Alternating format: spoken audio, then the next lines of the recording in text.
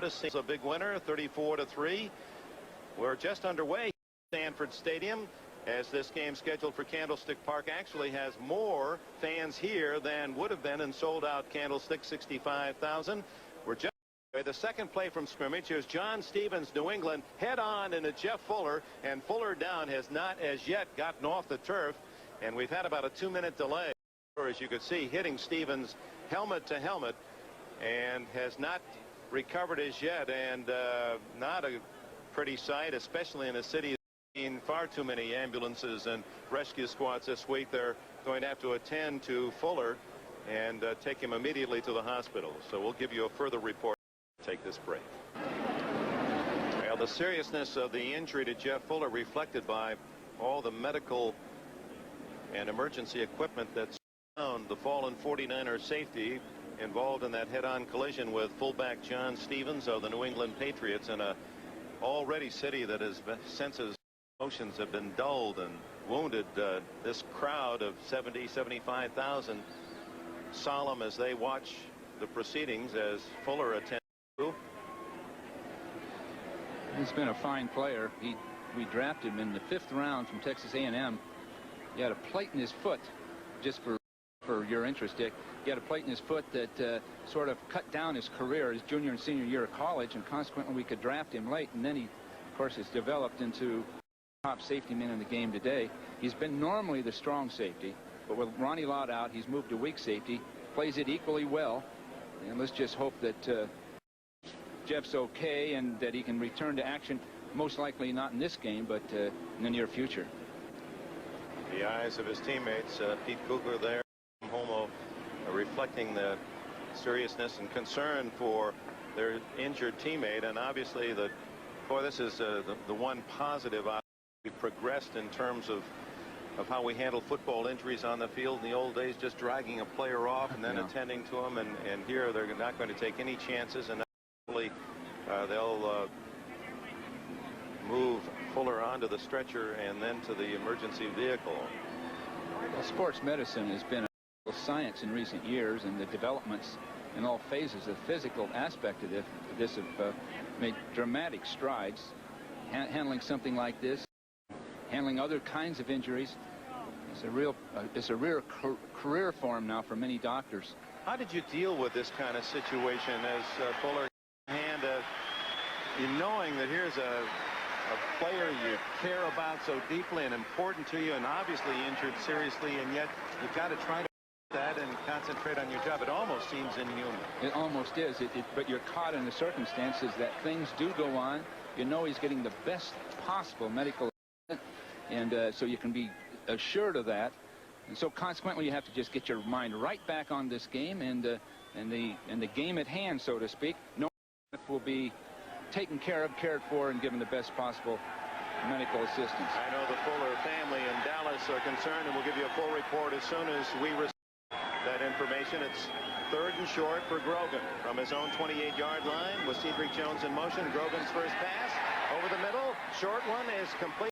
First down to Jones, just over the 30-yard line. Michael Walter, 99, made the tackle, and the enthusiasm that this crowd looking for perhaps an escape from the week's news has really been dulled by the injury to Fuller.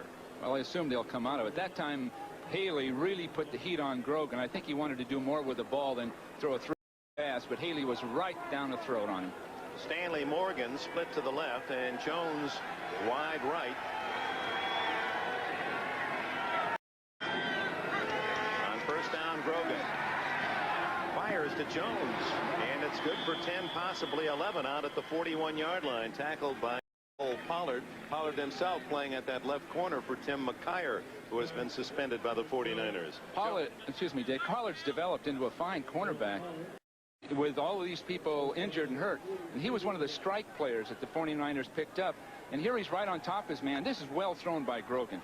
A good, sharp, clean shot. And Cedric Jones, his 21st and 22nd catches of the year, going toward his best ever. 25 catches, the most he's ever a couple of years ago. On first down, it's John Stevens barreling across the 45 out to the 47. Chet Brooks makes the Or check that. That's Robert Perriman who gets the call. Number 34 out of the University of Michigan. Well, Carter, number 95, with Babb and we get a double team by both people, and they rub off on a linebacker. It's an excellent job by Babb starting the block on Carter, then leaving him and cutting down a linebacker. Raymond Berry said they want to run. They're going to have to run, although the 49ers have been great defensively against the run. They're going to have to establish it. On second down, Evans running tentatively, protecting the football, which he does do well. He gets to the 49, leaving him 3 yards from a first down. Pierce Holt collaborated with Jim Fawnholt on the tackle. Raymond Berry, the Hall of Famer in his 6th year in New England. It has not been a pleasant year. In fact, he did yesterday, it's been hell, he said, and even more so for Tony Eason. But he said it's also been the most exciting, and then he smiled a bit. He said, I'm not a masochist, but the challenge has made it exciting for him. Well, he feels the challenge, his old competitive spirit. He wants to prove that they're functioning well with the Patriots and that they're doing things the right way and that they'll pull their team through this difficult time. Out of the shotgun, they hand off to Stevens on a sweep. He dives to the 47. It's going to be very close. It appears from here that he got it by a half yard. Pollard and Mike Richardson, the former Bear, are in on the tackle. Well, they have the running game at least started. So far, they've picked their spots very well running this ball. No big gains, but they are eking out these first downs. We mentioned so often this week that a familiar and unpleasant scene, and today it involves the football player Jeff Fuller as he is taken to a nearby hospital. First New England at the 47 of San Francisco. The Patriots with Grogan gunning, and it is intercepted by Griffin. And Don Griffin back to the 36-yard line with his first interception of the year. Well, Grogan threw the ball into such tight coverage. It was going to be either a reception by New England or an interception. The ball was thrown in there so tight. Penalty flag on. Hey, let's check it. I think there might have been a clip or some form of a block below the waist after the interception. That's exactly the call. 49ers will retain possession. Howard Rowe is our referee today. I must say that New England thus far has played well. They've shown poise. They've had a good game plan. And Raymond Berry at this point. Foul. Below the waist. Receiving team. 15-yard penalty. First down. Raymond Berry had a good game plan. Now this is such tight coverage all the way through. See both people. Now Griffin actually puts a hand out. They might have called that for interference. But the ball was so tight that I think Grogan historically has thrown the ball into coverage, sometimes making big plays for the Patriots, sometimes for the opposition. And Raymond Berry indicated they take risk with Grogan, but they need some big plays. They've had very little of that on offense for the Patriots in this 2-4 start of the year. They give us to Roger Craig. Flag down as Craig high steps his way out to the 28-yard line. And Sims made the tackle. Yards if, but it's holding and 10 yards against San Francisco. So let's take a look at this offense. Joe Montana, who did not play last week. Holding. Offense. Number 61. 10-yard penalty. First down. Jesse Sapolo. Part of the defensive line protecting Montana. Big Bubba Paris. McIntyre, Sapolo, Colley, and Barton. Montana has Rathman and Craig, the Husker back attack. Nebraska Stars, Rice, the brilliant receiver, and John Taylor. Brent Jones, the tight end. Jones and Craig go out when they use their 4 wide receivers. Greer and Wilson add to the arsenal. First down and 20 for Montana. And it's Craig, short yardage out to the 14, into the white jersey Patriot defense that reads this way. The front 3, Sims, Goad, and Williams. Rembert moving outside with Ed Reynolds. The big hitting Vincent Brown inside. McGrew, Goad, Reynolds, Brown go out in the nickel or dime. McGrew, Sims, Gary Jeter, the veteran Brent Williams, the front four, with Rembert, rookies Coleman and Rice, extra defensive backs joining Hurst, Claiborne, James, and Marion in the secondary.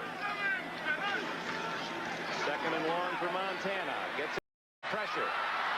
Sims gets a piece of him, breaks away. 25-30 out of bounds at the 31. May have a first down. Joe Montana. Well, that was a great run. He concentrated downfield, then kept his body working straight up the field. Decisiveness at this stage of his career, he's almost letter perfect in his decisions. Well, he wasn't letter perfect in his reaction to you, Bill Walsh, after you left. He said it'd be like a breath of fresh air without you around. And then we talked to him yesterday about that comment. Well, actually 2 days ago, Montana explained his feelings. It is a first down, and Craig hammered after a 2-yard gain. Back to Montana. And I know it hurt you, those comments, because I was there when you read the newspapers that Montana thought a breath of fresh air. But your relationship was one, and he confirmed that. And he said, you know, things are going to be about the same. There'll be very little changes here with Seifert. That'll be good. But Seifert will be just like when you roll down the window. Driving home late at night and you feel tired, a little breath of fresh air gives you a little pick-me-up, and that's how he explained his comment. Well, we were holed up together for 10 straight years, so I can understand completely. On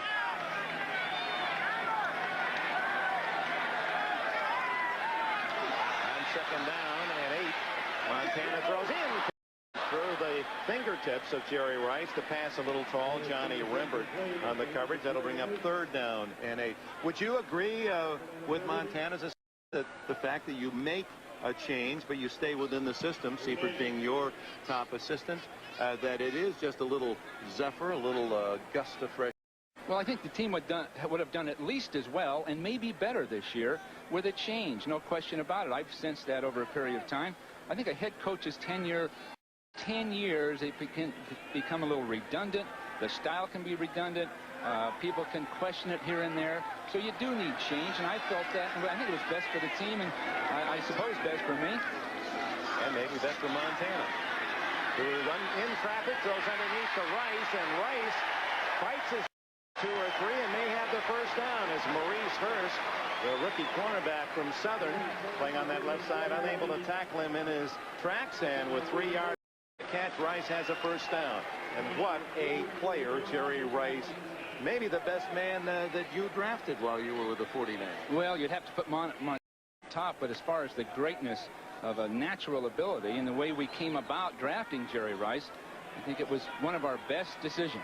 That's right. Montana was picked as well. We welcome those of you who have just seen the Oilers shut out the Steelers 27-0. We're just underway here at Stanford Stadium.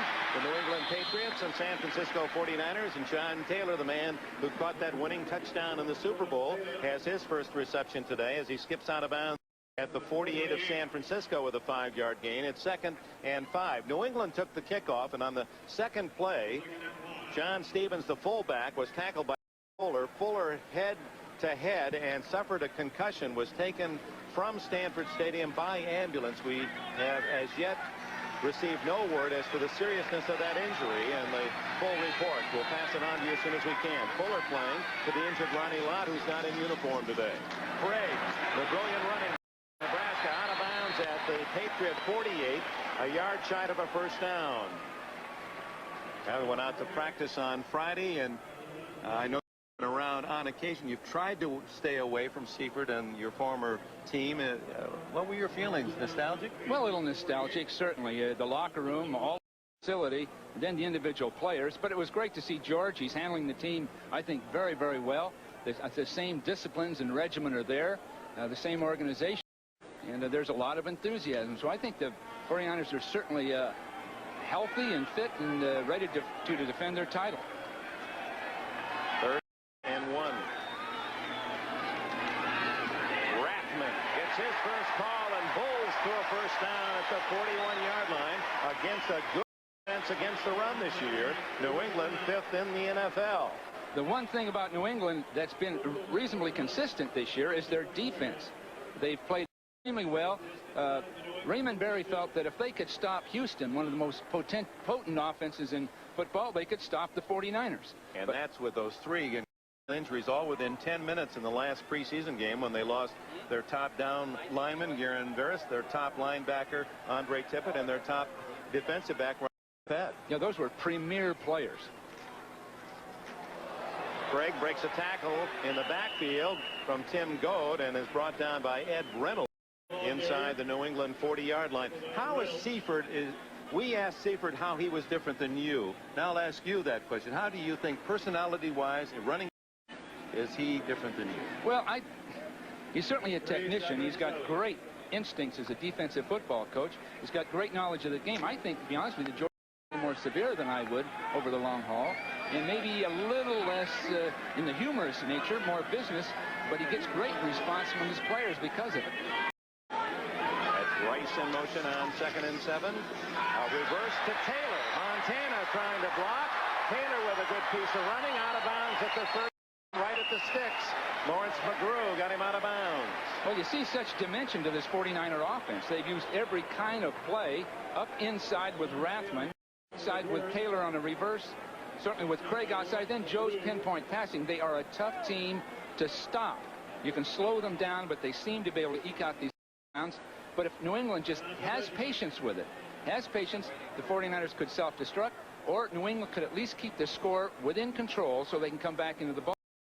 What must worry the others in the NFC, especially in the West, is that the 49ers have played 5 of their first 6 games on the road and won 5. Their only loss was at Candlestick to the Rams 13-12. And this then, a home game, actually is away from their normal home as they play at Stanford, although the scene of the Super Bowl 4 years ago when your team won its 2nd of 3. And there it is, Stanford Stadium, a capacity of 86,000. They sold 80,000 tickets. They didn't sell all 86,000, and fans came here at 10 this morning and earlier. First come, first serve. And actually, I'm quite surprised that the stadium is almost completely full. We must have between 70 and 80,000 here. Well, they have parking in such a great facility. It's so enjoyable to come to this stadium. The fans know that. There's good access to it. Plus that, they've got a great team to look at. Montana trying to sneak in, does get the first down right up the back of Jesse Sapolo and the right guard, Bruce Colley. Well, Bruce Colley's name comes up, and Colley probably, with Bubba Paris, were the most critical of you after you left as head coach. Were you tougher on them than the other 49ers? Well, not necessarily. I think people live reasonably well with some disciplines and some organizations. Others really don't like it. And I don't think Bruce, to be honest with you, liked the disciplines and the organization of what we did. But above and beyond that, he's a competitor. He wants to win, and he's a good guy. First down at the 29 of New England. Montana goes to Rice. And Rice sets up about 10 more before Rembert can drag him down. Well, they're bringing Rice all the way across the field, reading the defense. If he sees a zone defense, he'll stop between defenders. And as he stops between defenders, Montana times the throw, and he's got it time after time. That's the 3rd time that kind of a pass has been attempted and completed. Jerry Rice. George Seifert has a lot of cards in that offensive deck, and basically he admitted this is the team that will be run offensively and defensively with very little change from the one you saw under Walsh win the Super Bowl. Craig breaking tackles. Down by Kenneth Sims, number 77, the number 1 pick in the 1982 draft out of Texas. Sims is a big, strong guy, a semi-disappointment at times through his career, but now he's playing his best football. He's coming back underneath Barton all the way across the backside of it to meet the ball carrier. So he Barton reasonably well and then kept his eye on that ball. Even at that, the gain is down to the 15-yard line by Craig. And down and 6. Dick, there's only 4 minutes left on the clock. They've controlled this ball this whole entire quarter. Montana, a little bootleg roll, and he throws to Rice. Is it a score? No, he could not come up with it. It skids through. Rice says he had to dive for the ball. Fred Marion and Maurice Hurst on the coverage, but had the ball been a little taller, that was a touchdown. Well, Joe had 3 options. He had 3 people open that time, but he went for the touchdown. Just a little bit low, but that play just completely baffled New England the instant it got underway. To talk about Montana, didn't play last week. Steve Young was the quarterback. victory at Dallas. Montana has a very sore right elbow. Bursa sac was broken and a lot of fluid in that elbow. He gave us a close-up look a couple of days ago, and a mean injury. He said it's not as bad as it looks, fortunately, but he's wearing a heavy pad on it today, and he did indicate he isn't as sharp as he'd like to be in his throwing accuracy. There you see that protected right elbow. At a timeout with 3 minutes and 54 seconds remaining in the first here at Stanford Stadium, the 49ers trying to break a scoreless start. NBC Sports coverage of the National Football League is brought to you by Budweiser, Beechwood Age for that clean, crisp taste. This bud's for you. By Honda, who invites you to test drive the new Accord. You have to drive to believe it. And by Levi's 505 and 506 Gs.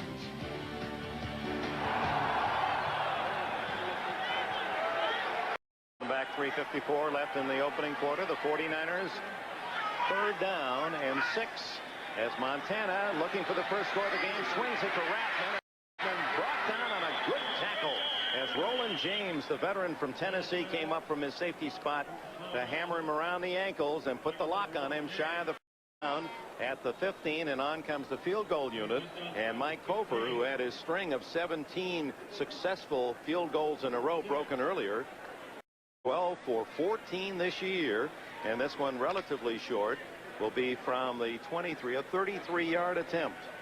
Pat's defense showed some pace. They all did their jobs. They kept their heads up, were alert, and they finally slowed and then stopped this 49er offense. They can do that the rest of the day. Then Grogan can make it on field. It's blocked. And number 41 for the New England Patriots, Darrell Holmes, appeared to be the one who came through cleanly. The snap was a little high, and New England denies the 49ers. Well, Holmes came up inside of the protection, and come up right inside with a man drawing people out, and he'll block the ball from here.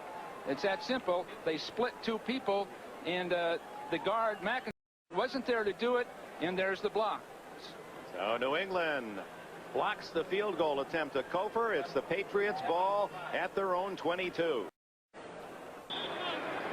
George Seifert was 49 on Super Bowl Sunday when the 49ers won in Miami, and he sees his field opportunity snuffed and accepts it without a lot of outward emotion. Now it's Sean Stevens looking for running room, and the big fullback gets a couple of yards, 24-yard line. Fawnhorse made the tackle. Let's check the scoreboard. 10-7 the Eagles. The other winners, Indianapolis. Miami a winner. Hey, boy, Don Shula's put it back together. Buffalo, big. Houston a shutout. Minnesota another win. Detroit still looking for more for its second victory. Kansas outscores Dallas, and Tampa Bay scares Washington. Joe Gibbs finally wins a close one. New Orleans 10-0 early, and that pleases the 49er fans. Seattle scores against Denver. It's the Giants a field goal lead at San Diego, and Phoenix gets 2 quick touchdowns against the Falcons. Jones and Fryer both to the right. To Stevens going left. Has a hole off that left side to the 29-yard line, shy of a first down. Fawnhorse made the tackle.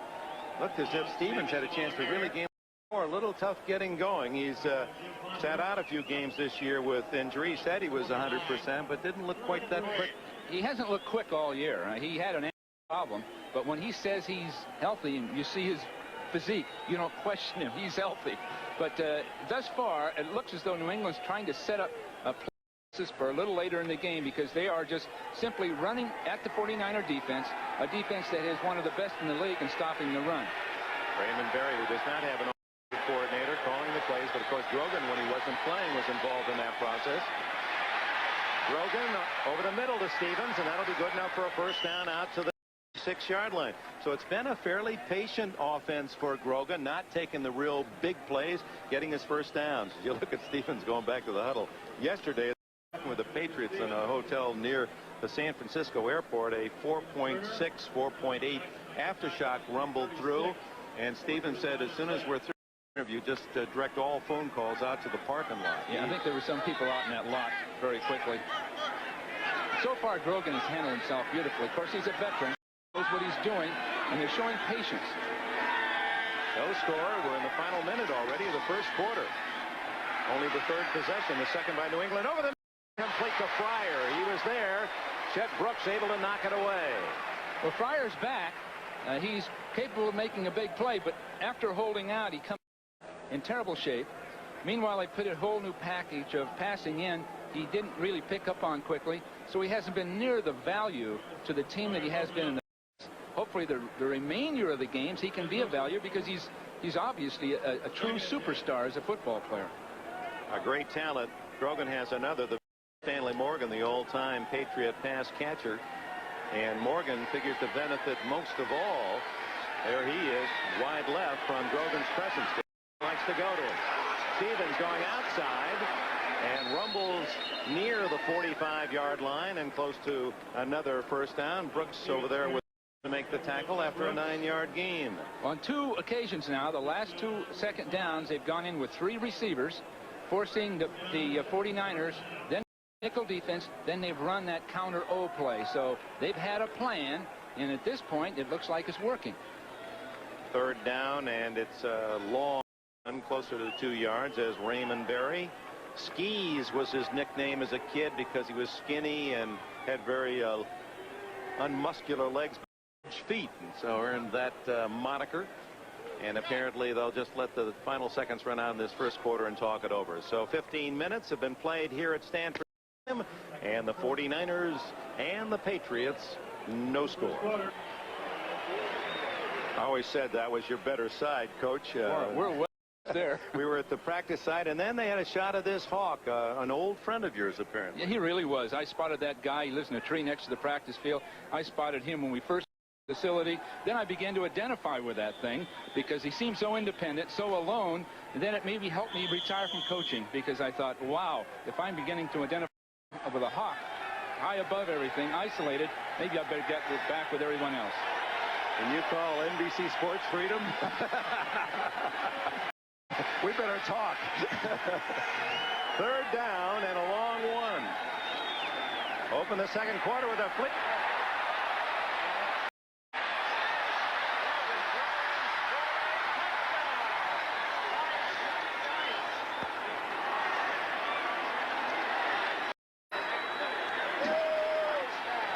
Well, that was one of those flea flicker plays that really the 49ers looked as though they'd stopped it, but they were so completely. Grogan simply waited, took his time for Morgan to get open. It was well thrown to. That's often the kind of pass that you'll throw too far down the field when you get a little about it. But it was beautifully done, well executed, and Grogan again showed that experience. These are the kind of plays. In speaking with Steve before the game, he said we have to be patient. We have to make our first downs, but at some point we go for the big play. There it was. The try for point is good, and it's 7-0. 7-0.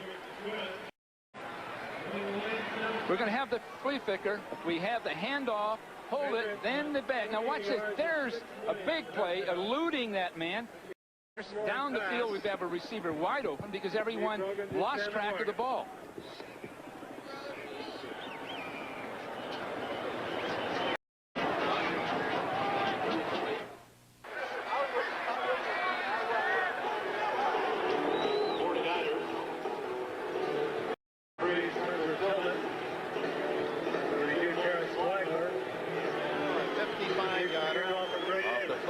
Mosi Tatupu, another veteran in the ball game. He was the man that Grogan handed off to. Tatupu with a lateral, and then the 55-yard score to cap the touchdown march after the blocked field goal. Kickoff skips away from Terrence Flagler, and the 49ers will start at the 20-yard line. Well, we had the flea flicker play right here. The pitch out, then the pitch back. Jackson almost gets Grogan, but he moves over, and meanwhile Morgan's going to the post, and he's going to be wide open. So there's almost a stop it right there, but he lost track of the ball. Jackson lost track of it. Now look at Grogan's poise throwing on the run. And of course, you've got one of the great receivers in the game catching that ball. Morgan, the all-time Patriot receiver in passes caught, yardage and touchdowns, and now it's the 49ers trailing 7-0 going to work from there. Roger Craig, they couldn't get him down after they stacked him at the 22. He picks up 2 more yards for the 49ers were early in the quarter. 7-0 New England. Late scores elsewhere. Rams have come back to score a touchdown to cut New Orleans' lead to 3. Seattle leading Denver 7-0. Up away at the leaders, the Broncos. Giants a field goal, and Atlanta scored on a field goal at Phoenix to make it 14-3. John Taylor to the right. Jerry Rice to the left. Rathman and Craig behind Montana. Into the flat to Rathman. They're throwing more fullback, and he has a first down out to the 34-yard line. Rathman has been used a lot. Look at that, 25 catches. He's the leading receiver for the 49ers. Well, on the offense, that fullback position is a critical one because so often defenses don't really account for the fullback in stopping the pass. Roger Craig led the league in receiving one year, coming out of the backfield primarily as a fullback. Now Rathman sort of inherited that job. He's got good hands. It's a powerful runner. First down, 49ers from the 34. Fake to Craig. Screen to Rathman. Good block. And finally Ed Reynolds the tackle after a 15-yard gain. Jesse Sapolo was the man who chopped down the New England defender, the first man to try to infiltrate the screen. You can see the running backs catching a good proportion of the passes. That relates to that ball control style of offense have used so many years. The running backs making the first downs, catching the ball. The receivers making the touchdowns, catching the ball. Here's a man who caught plenty of Raymond Berry. First down at midfield. He's changed the play. And goes to Roger Craig. And Craig hit right at the line of scrimmage, struggles for a yard in the grasp of the New England linebacker Ed Reynolds, Virginia.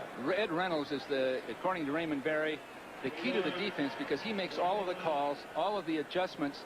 He's a fine player, an excellent leader, and of course linebacker, but his intelligence in there from the standpoint of making the adjustment calls when you see different formations is vital to this team. He really understands the game, according to They even likened him to the great job Steve Nelson did for so many years in that New England linebacking group. 2nd and 9, Montana. Scrambling. Dumping it off to Craig. 35-30. 29 and a first down. Well, each receiver is alert in this style of offense. They're never out of the play. They're never out of the play. So Joe comes outside. Craig adjusts and finds himself open. This is the kind of thing you'll see Craig come out of the backfield in the flat, but when Montana scrambles, Craig breaks back to the inside and gets the ball. So that's being alert to the scramble, knowing just what to do. Back, outside, now Joe scrambles, Roger jumps inside, there's a big hole in the defense, then Roger's going to run straight upfield. 19-yard gain, and now Craig tries the left side, gets to the 25-yard line. A gain of 4 before Vincent Brown, who was a teammate of Jerry Rice at Mississippi Valley State, can make the tackle. Brown, number 59, and a man who writes poetry, but he has a different kind of iambic pentameter in those shoulder pads, doesn't it? He really makes some sound. He's one of the great hitters in the game. Jerry says the best hitter since Butkus, and I believe him. He's powerful. Wait a minute, since Butkus, all those guys that have come since Butkus, and this guy's as good. All of them that Raymond says this is the best hitter since Butkus. And I have to agree, he's a great hitter. He's just learning the game. He'll be at his best 2 or 3 years from now. Craig is set out left, and they bring Rice in motion, then throw underneath to Rathman. Good block from Rice, and Rathman is all the way to the 3-yard line. 22 more yards for Rathman, but Jerry Rice showing why he is an all-pro receiver. He threw the key block downfield. Well, Montana rolled out to his right. A design rollout play. You'll see Joe come out to his side. The man in motion will go to the corner. Then you'll see Rathman in the flat, and of course working up the field from there. You see Craig going straight up the field. Now Rathman comes out late, wide open. By the time he gets there, no one left. Jerry Rice, that's why he's a great player. Great block. First and goal at the 3-yard line. Oops, a movement. On the right side of the 49er line, Wesley Walls, a rookie tight end from the University of Mississippi. Walls has made real progress with the 49ers. He played a linebacker spot at Mississippi until his senior year.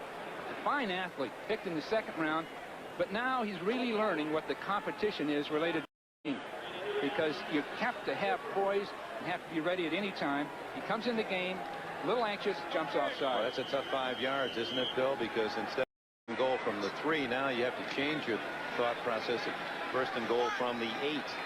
Well, Rice is deadly at this distance right here, because people are forced to tight coverage, and he's at his best. He's got just a little bit of room in the end zone. He's slotted left is Rice.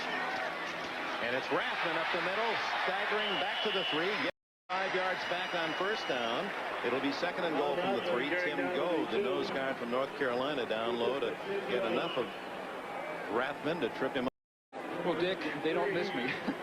The play calling here has been good. It really has. Everything I've seen has been right on the money. I know I couldn't have done any better than this. Well, what you would have called here. What would you call here? Second and goal at the 3. Have Joe roll out, throw back across the field to the tight end. The tight end is Brent Jones, lined up on the right side. I think you'll see Roger Craig going to his left, running the ball. Craig, left tackle, and he's nowhere.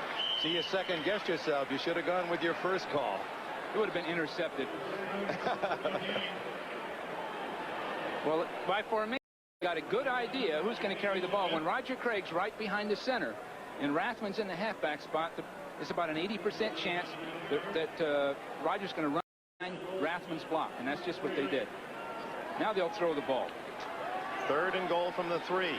49ers had a short field goal block. Cricket on the drive and scored on a 55-yard flea flicker to lead 7-0. Here's the roll by Montana. He throws to no touchdown. Out of bounds at the pylon at the 1-foot line. Roland James saved the score. Now 4th and goal from in 1. Well, that was the play that we go all the way back to that Dallas playoff game where we hit Clark in the end zone. In this case, Jerry Rice out under Taylor into the flat. Normally it's going to be there, but the Patriots are sort of looking for it and knock him out of bounds just before he gets there. Very much the touchdown that Rice scored in the Super Bowl at the pylon. He said that's the greatest he's ever caught. Boy, he's had plenty. 59 already in the NFL. Roger Craig over the top behind Rathman's lead block, I'm sure. Roger's got great leaping ability, and he's done this so many times. They're reviewing this play. Let's see it from this angle. Rice with James. Does he get the ball? He hits the pylon, but the pylon was already out of play. Tough call. And they spot it at the 1-foot line. Rice already with 6 touchdown passes in 6 games. Of course, the NFL record with 22 in a 12-game season in 1987. So even the old-timers couldn't say, yeah, but he had the extra games. Deadly from the 10-yard line in against man-to-man coverage, and that was where many of his touchdowns came. Other than that, he was deadly down the field with a play pass from Joe Montana. Already a man when looking at that record book, Rice realizing his greatness now. He said, even though I can't believe it, I'm already in my 5th. He's talking like a rookie. And this young man has 264 catches in the first 4 years, 31 this year, with a decent day-to-day. 300 catches already, and look at his record. 4 years in college, he caught 310 with 51 scores. As a pro, 264 with 30. Now they've reviewed it and called it a touchdown. He hit the cash register again. Well, it's good to see the system work. He did touch that pylon. I didn't want to say anything, but he did touch the pylon, which is a touchdown. It's a good job by Joe Montana throwing over. Jerry reaches that ball over, just reaches it over the goal line. Well, that's the Super Bowl 23 pylon touchdown.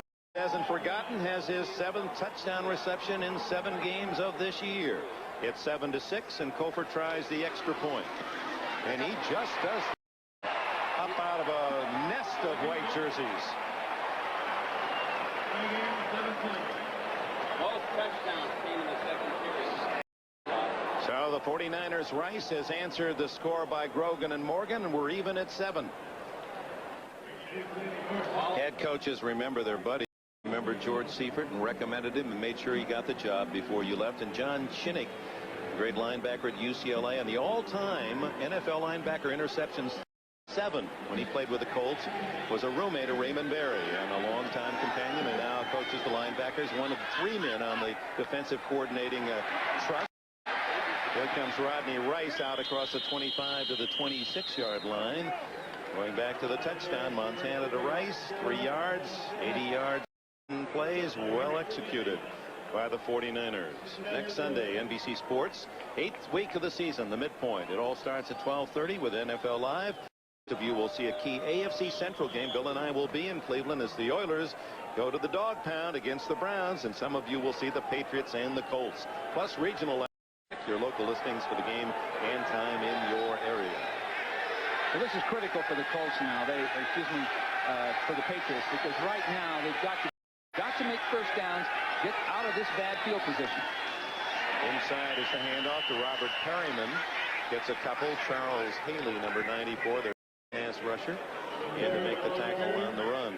If they have to punt from here, the 49ers are going to have field position again on them, and they haven't stopped the 49ers yet from just picking.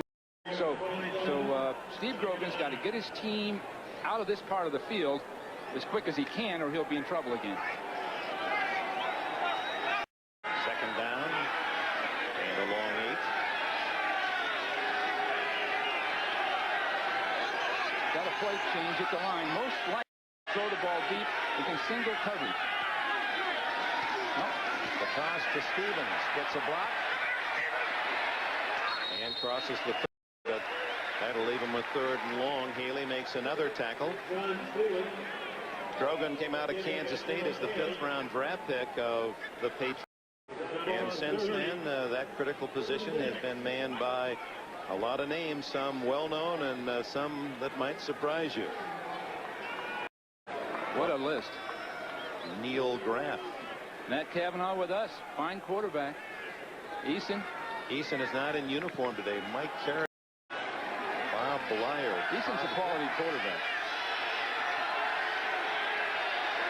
Losi Tatupu in the backfield now with Grogan in the shotgun. 3rd down, 6. Plenty of time, and incomplete. No flag as Stanley Morgan by Johnny Jackson, the rookie from Houston. Well, Morgan ran a pattern right through a zone. Jackson was waiting for him when the ball was thrown. Went to it. That was the difference between the two offenses. You see Morgan coming across field. Jackson just waiting for him. There's the ball. There's Jackson. Perfect timing. The ball just arrived when Jackson made the hit. So here's Jeff Fiegels, the kicker from Miami of Florida. Gets good height, not a lot of distance. His average just under 40. Back to return is John Taylor. Very dangerous. High but short. Taylor at the 34. 40. Gets the ball and then runs out of room on the sidelines at the 47-yard line. So the 49ers indeed excellent field position. 35-yard punt. Taylor with an 11-yard return. NBC Sports coverage of the National Football League is brought to you by Mazda Cars. Mazda, it just feels right. By Busch Beer, the beer with a taste as smooth as its name. And by the good time, great taste.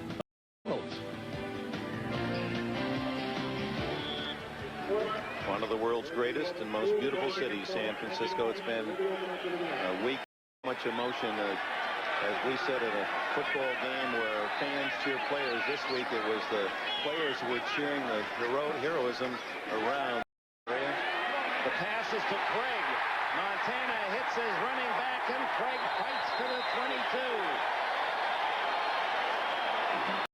Craig running a halfback corner pattern. We've done this for many years. Now, if he didn't hit Craig, he'd have gone to Rathman, who he faked the draw play to. Craig will go down to the corner. Meanwhile, Montana will fake a draw to Rathman, then Rathman will break into the flat. Craig is totally uncovered. Beautifully done, beautifully timed play. John Taylor clearing out the zone. Here comes Roger Craig, and he's a fine receiver. You see him reverse to catch that ball in the air. And then that all of Craig is trademark. He just does not want to be brought down. Defiant of the defense. Here he comes again. Out to 17, runs into Ed Reynolds.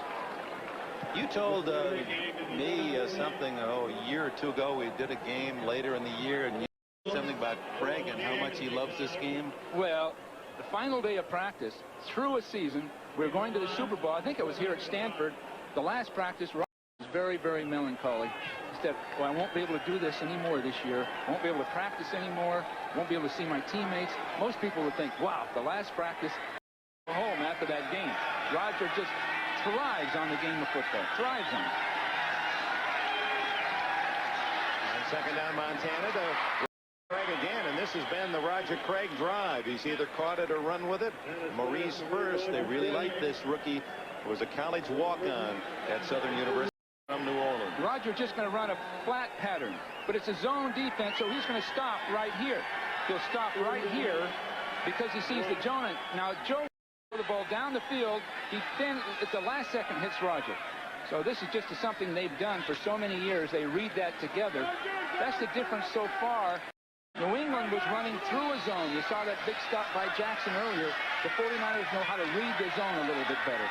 Big play for both teams on 3rd and 1. There's that roll. There's Rathman. And Rathman has it at the 10, inside the 10. First and goal, San Francisco.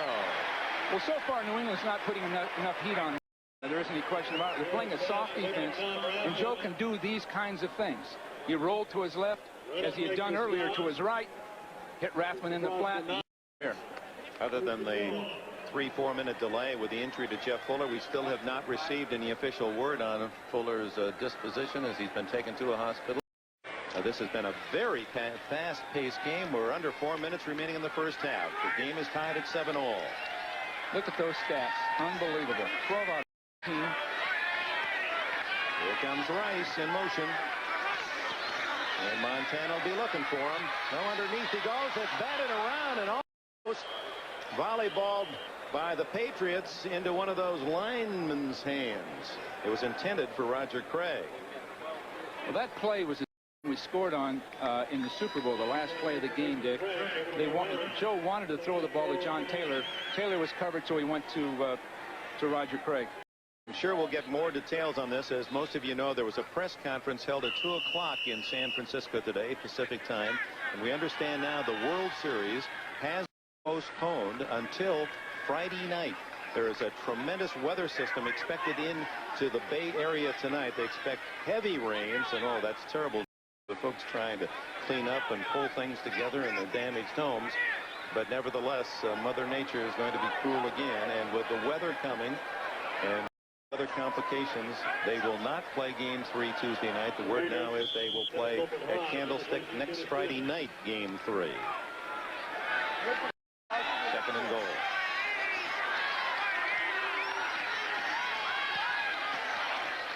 Montana out of the backfield. The tight end, actually, Brent Jones, who delayed at the line of scrimmage and slipped into the flat. Roland Montana had to hurry. I think Joe wanted to throw a slant pattern to the flanker.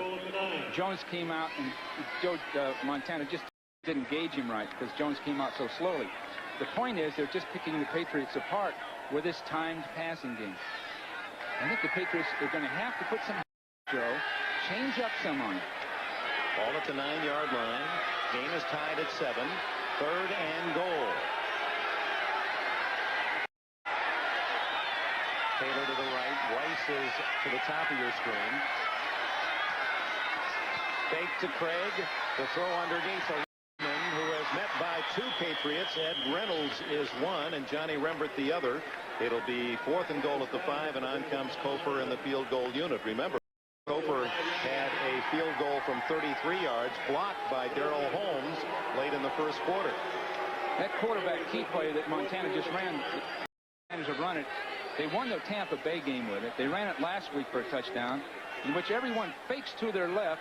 Montana comes out to his right, where Rathman will sneak out in. The Patriots were looking for that. They'd seen it recent weeks, and they waited for it and got it. It's 22 or 23 yards by Cofer to break. And the 49ers have the lead.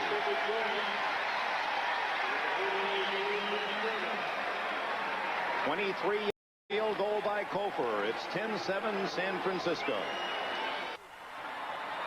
With the wave sweeping through Stanford Stadium by the fans, well more than 70,000. 65,000 is Candlestick's capacity, and Stanford Stadium's 86,000. Bird kicks it away. Sammy Martin, a dangerous return man from Georgia Tech. He's at the 10, the 20. Ooh, good move there as he hurdles across 25 to the 27. 2.5 minutes remaining in the first half. 10-7 San Francisco. Let's go to New York. Dick, as you mentioned a moment, the World Series has now been further postponed. They had hoped to play Game 3 at Candlestick Tuesday. Now the tentative resumption date would be this coming Friday, also at Candlestick Park. Baseball Commissioner Vincent emphasizes that Candlestick, according to his findings, is structurally sound. That is not the reason for the further delay. It is because of anticipated traffic problems, and San Francisco Mayor Art Agnos says that it would not be appropriate at this point to take additional city services away from the cleanup effort and the recovery effort in the Bay Area. So, they're going to play Game 3 Friday at Candlestick Park. Back to you, Dick. Stevens on first down, getting outside, and the big pullback from northwestern Louisiana State has a first down. Clear up something before you fans of the Bayou Tigers get too upset. Of course, Sammy Martin is part of your great football tradition at LSU. Georgia Tech.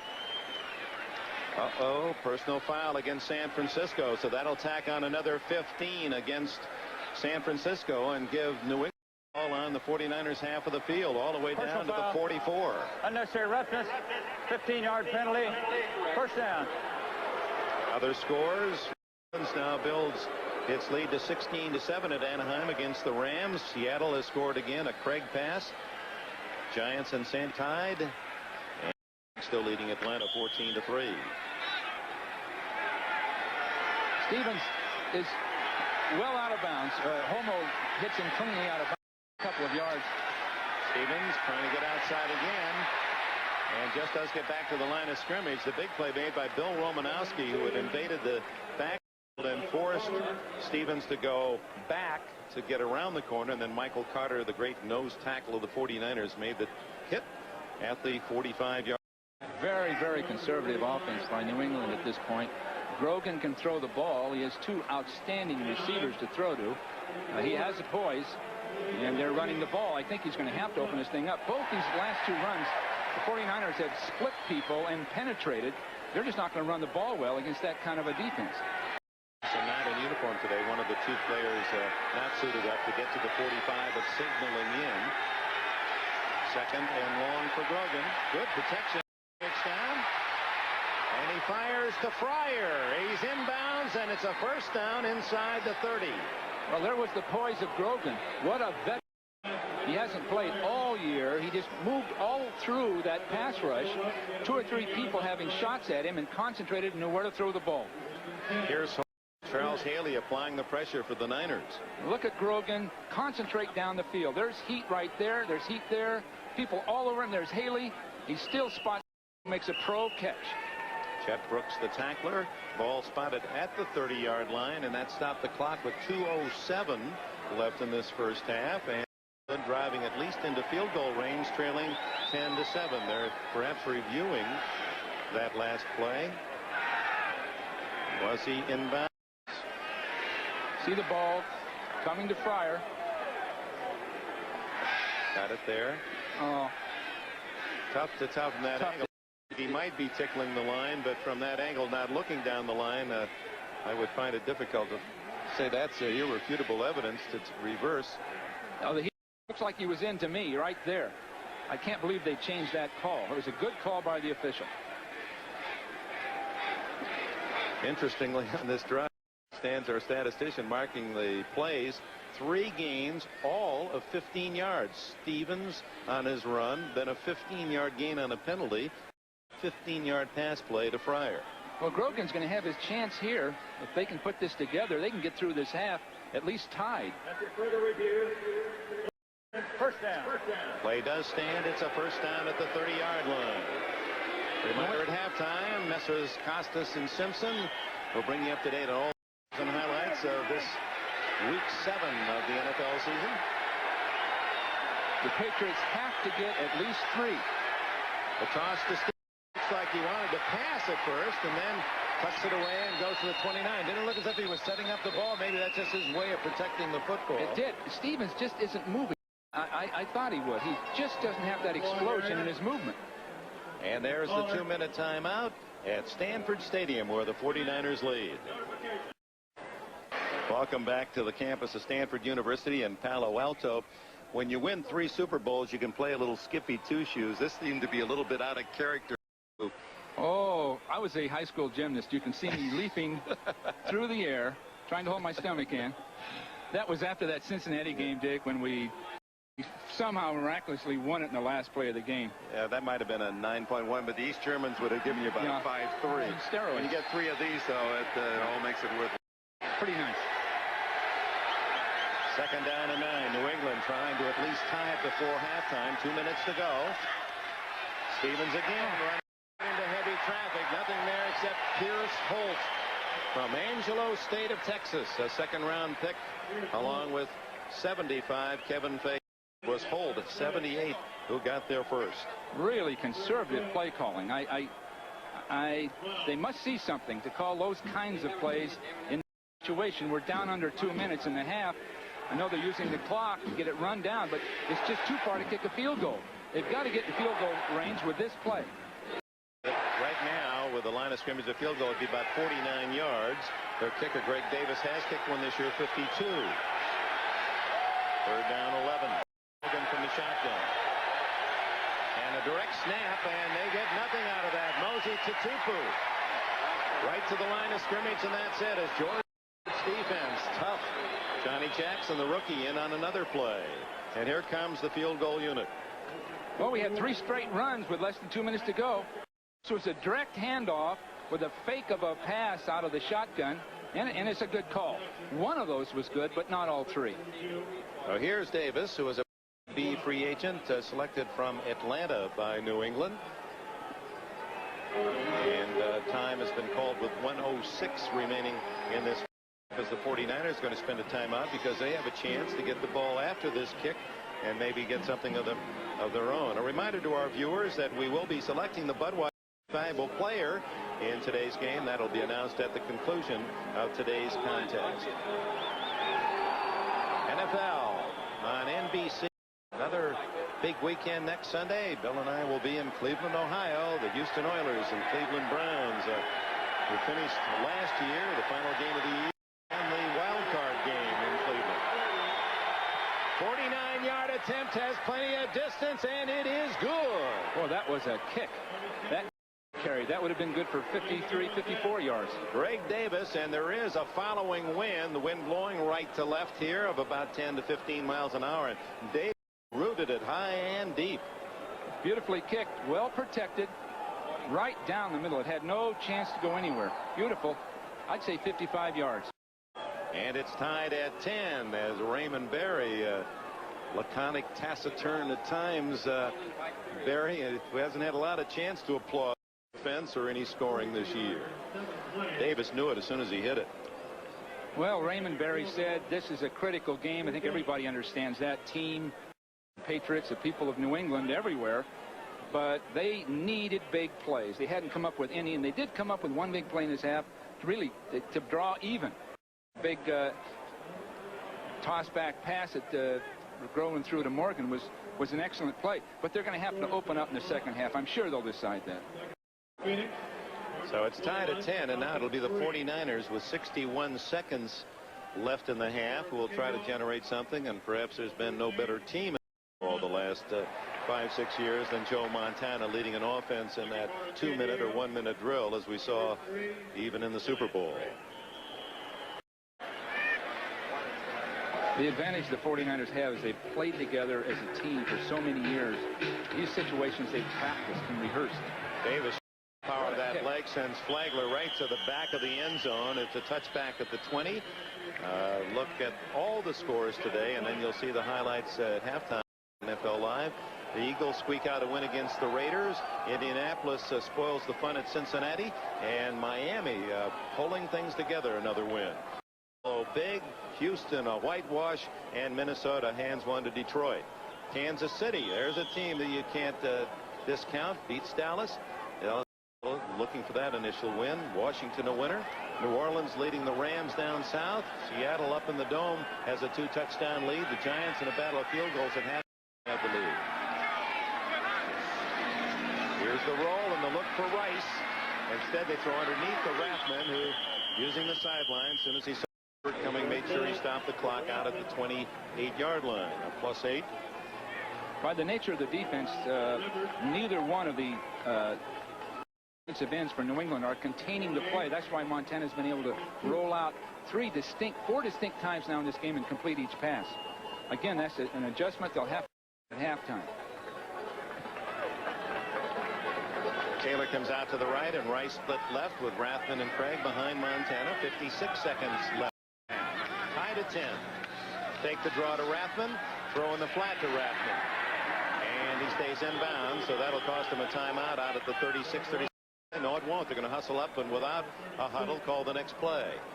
Again, that was a repeat play, Dick. That was the same pass that he'd hit Craig on earlier. Rathman faked the came out late, nobody to cover him. Montana into the flat again, this time to Craig, incomplete just as well. They wouldn't have gotten much out of it anyway, and that stopped at 31 seconds. Just as well, that wasn't going anywhere. It was just when he used a timeout if they'd have caught the ball. What a half for Tom Rathman. 8 passes in this first half for 72 yards. Not many backs would be working on that kind of game. They prorate that out to 16, 17 catches. It's the zone defense, dropping deep, being pushed deep by Taylor and Rice. Then Rathman coming out late into the flat. With the timing of it, there isn't anybody there left. See a tough guy, Rathman? Oh, he's the throwback. He's the kind that the old Hubbard and those kind of fullbacks that Al Davis had with the Raiders. Stepping away, and now he'll have to rush it himself, and he gets some big yardage, the 50, and slides to the 47 with 22 seconds to go.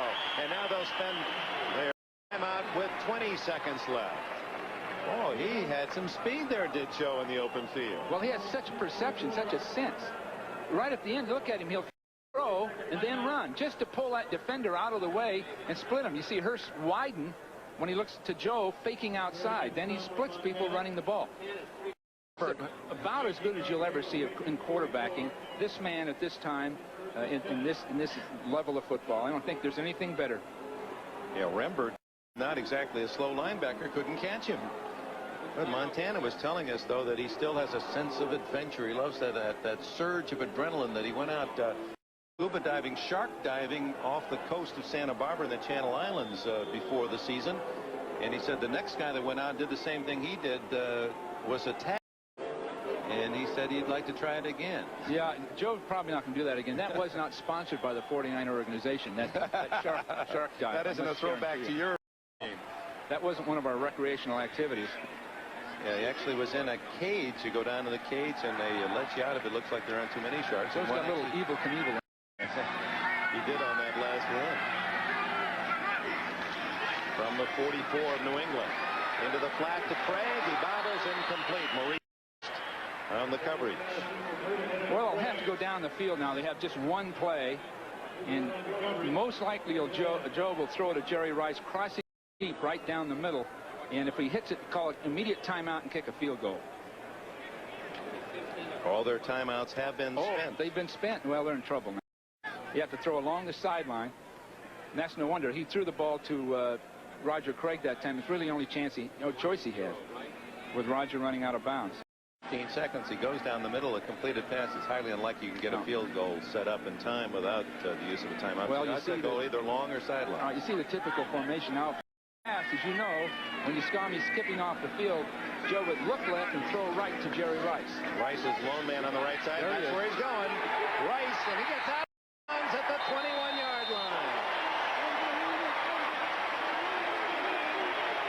So flood the left and look for the brilliant Rice alone on the right. Coleman and James got him out of bounds. Rice is going to sprint past a zone defender in front of him. The ball's thrown right over the top. Throw, and Coleman, a rookie, didn't realize Rice was doing that to him. Coleman, number 22. Well, with 10 seconds left, they're not going to bring the Team on now. They'll go for one more play. Let's just go for the touchdown and then the field goal. Well, he's going to have to get it up quickly. He doesn't want to take any chance. Rice and Wilson to the right. And the flag goes down. That's too much time. Oh, that hurts. Well, they'll kick now.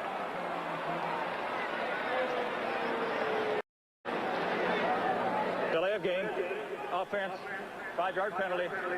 First down. No time consumed. Still 10 seconds showing. And the ball marked back to the 26-yard line, which will now make that about a 43-yard field goal attempt for Cofer, well within his range. Look at Steve Young, number 8, the backup quarterback. Not totally happy, but a good soldier. He just wants to play and patiently sitting out another year behind the great Montana. Down the middle it goes. Almost intercepted, but a flag goes down. Worked. Montana was hit, Dick. Montana is down. Looked like Sims got him, and he is holding a knee. That is not a pleasant sight.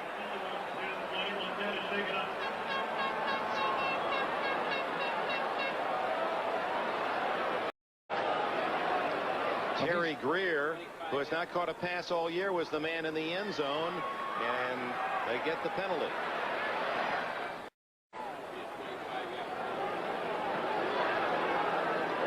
And we'll spot it, of course, at the 1-yard line. The penalty. Here's the injury. Yeah, I don't even like to look at that.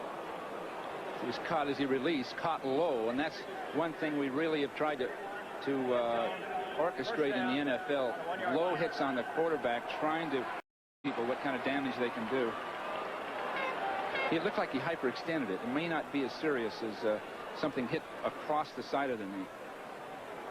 The throwing forward was out on the front foot, the left knee, so all the weight of the body there. And to be honest with you, I didn't think that was pass interference. He looked down the field. well, let's go back and look at it, because now it's a 1st and goal to 1 with 5 seconds. Now he's trying to throw a seam pass between safeties. Well, it looks like they're playing the ball to me. It didn't look like he was playing the receiver, but those are the kind of calls that an official has to make judgment on. Fred Marion, the veteran, coming over the top. And Steve Young has come in to replace Montana, and Seifert is going to gamble here. He's got the easy field goal, 5 seconds, last play of the half, unless there's a penalty. But with the mobility of Young, who can run it or pass it, they're going to gamble for the 7 rather than the. Well, they've moved the ball effectively all day, and they've controlled the ball, making first downs. So even if they don't get this, I'd assume that it's not losing play call. So they'll have the entire second half to make up for it if they don't make it. Oh, boy, what an awful first half for the 49ers. The first, they lose Jeff Fuller, who was taken by ambulance to a hospital with a concussion. We still as yet have not received any official report. And now in the last minute of the first half, the veteran Montana goes down. He's going to be okay. It looked like it was hyperextended. It didn't look like it was twisted. And if that's the case, he'll probably be a week or so, and he'll be back. So the blow directly straight in front, not as serious as that same blow on the side. Listen, the fans chanting, Joe, Joe.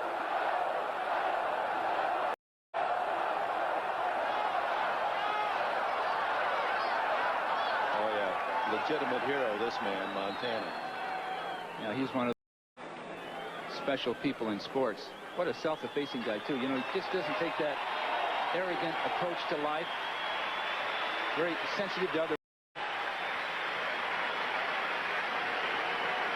You'd take him as a son, huh?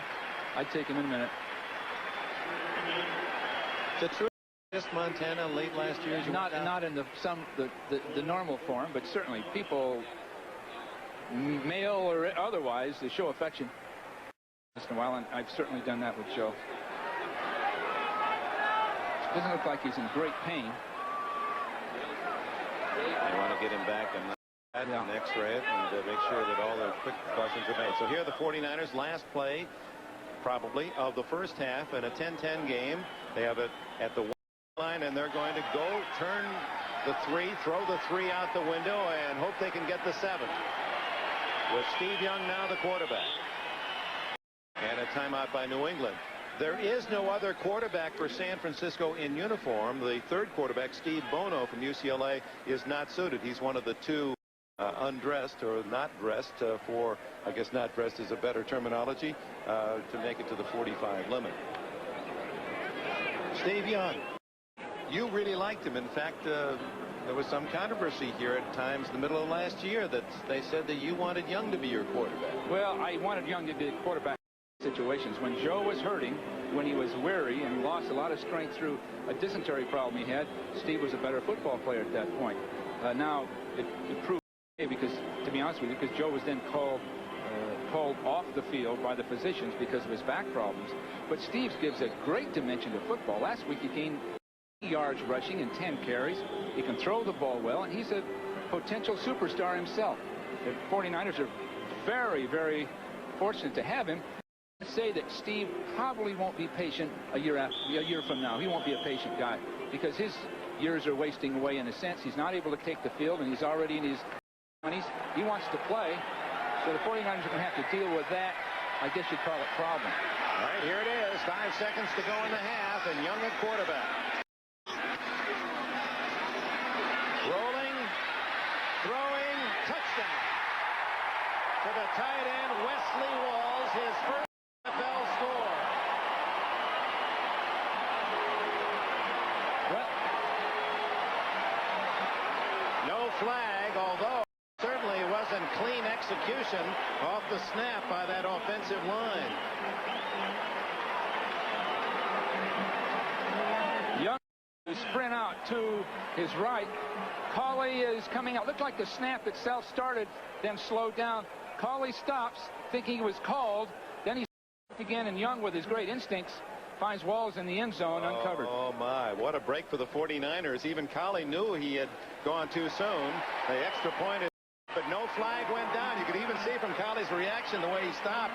He was expecting to see something yellow, but it isn't. It's all red for the 49ers to take the lead 17-10 on this play. Young rolling right and finding the rookie Walls wide open in the back of the end zone. Again, no heat. Young, no one aggressively attacking from the corner. And all day, New England's given that 49er quarterbacks room to get outside with the ball. News, the 49ers lead by 7, but it hasn't all been good for the Super Bowl champions. Looking down 68-year-old Stanford Stadium, almost filled to capacity, between 70 and 80,000 to see this NFL game move from Candlestick Park. San Francisco. And here's the Coors halftime summary. The 49ers with much more yardage in all departments.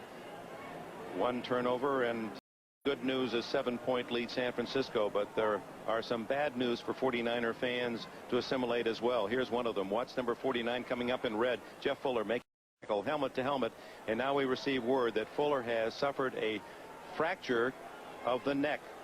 4, 5, and 6 vertebrae, cervical vertebrae.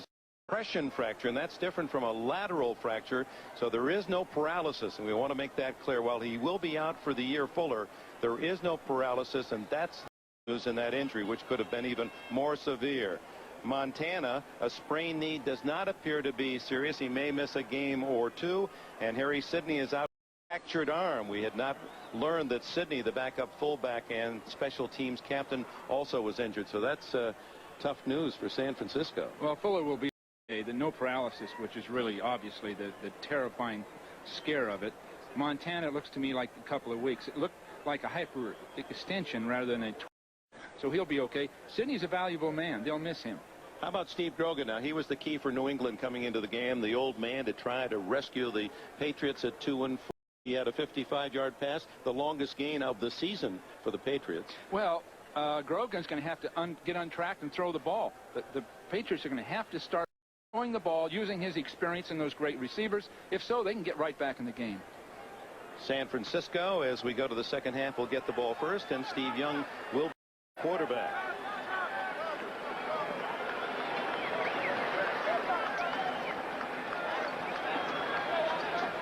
And we're going to go back. touchdown at the end of the first half, the final play of the first half, where we speculated that a penalty should have been called, and after a second look, it appears that what was a dysrhythmic action, a snap that was sooner than the offensive line move, that their officials were right again. There should have been a penalty called, and it was a legitimate touchdown. Greg Davis with the wind at his back spins one deep again. This will go down the yard line. Terrence Flagler to the 20 and to the 25-yard line. Now let's go to the touchdown. With 5 seconds to go, the game tied 10, and the 49ers spurning the You see the ball will be snapped right here, Dick, a little bit early. So everyone is standing there waiting for the snap count. Young coming in could likely call his cadence a little different, but then it is sort of a botched play. You see the man who catches the touchdown pass, Walls hasn't yet. Now Young wants to look to his right to throw the ball, no one to throw to, but there's no heat on him. So he's got time to find Walls late. It's a botched play, but it was a touchdown.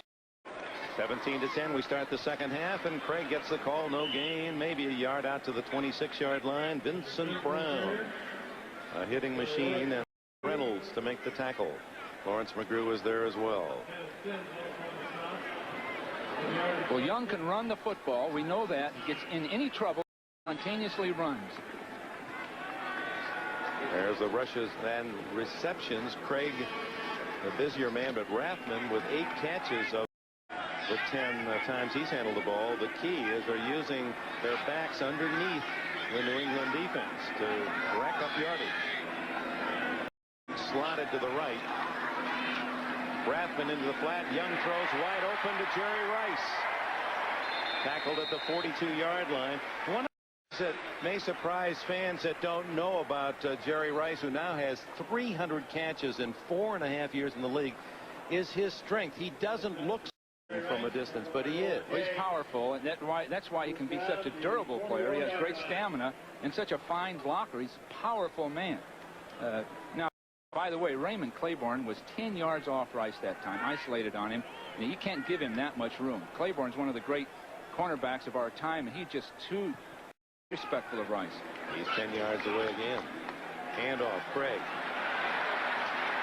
And Roger plows out to the 47, a game of 5. Tim Goad and Ed Reynolds on the tackle. There's Goad, played at North Carolina as a high school player. He was on a team in a small town, Stewart, Virginia, that had only 16 players on an 11-man team. He was the team, and Virginia Tobacco Farm, went to Carolina and became a star. He's just one of those guys that said, doesn't matter what my background is, I can play this game. Just love to play. Craig again cuts back and runs into a stone wall. Reynolds with another tackle, the 282-pounder from Virginia. Well, both those linebackers for New England are being sort of unblocked right now. They're able to flow to the play. And Craig runs, but look at Reynolds here. This is just a straight shot, knocking him straight back. Reynolds has made 2 straight tackles. Until they can get a lineman off to block him, he's going to be in on it. Well, that's a rarity to see Roger Craig stop that cold. He just hit clean. So 3rd down for San Francisco and 3 yards to 12 minutes remaining in this 3rd quarter. 17-10 San Francisco with a touchdown on the final play of the first half. On the throw, and here's what he does best, scramble, and he gets the first down at the 47 of New England. Kenneth Sims from behind the tackler. Well, Young is such a explosive, spontaneous runner that you'll have a terrible time containing him for very much, because people are going to pass rush and split. You'll see that, and Young will come back and take a 3-step drop. He wants to throw, but there's a big running lane right between him. Speed gets him there. So it wasn't bad defense. It's just Young's talent to explode and run between people. Young at 79 yards rushing as he quarterbacked the 49ers to their win at Dallas last Sunday. That rollout. And the quickie is complete at the 35 and pushed John Taylor by Raymond Claiborne. Claiborne at 34 in his 13th year in the league. Still a solid defensive back. Solid guy, 3 times a Pro Bowler since he left Texas, where he was Earl Campbell's roommate. And you know, he said something yesterday I really was refreshing to hear. Athlete, you don't often hear that. He said, I've been married 5 years and they've been the 5 happiest years of my life. It's nice to hear an athlete say that. Hey, don't be so pessimistic. It might be. It might work. Rathman in motion. Craig. They try to wide, but Craig, boy, devil may care the way he pounds away out of bounds at the 29 with a 7-yard gain, and Reynolds makes the tackle again, along with James. Reynolds was unblocked, but Roger's speed got there before Reynolds got there, so Roger was able to get 5 yards before Reynolds could get there and make a good solid tackle. They're running him ragged, but nobody's there. Reynolds is really sort of holding the team together defensively. Reynolds, the #1 tackler on the season for New England, coming into this one. It ends now on 2nd and 3.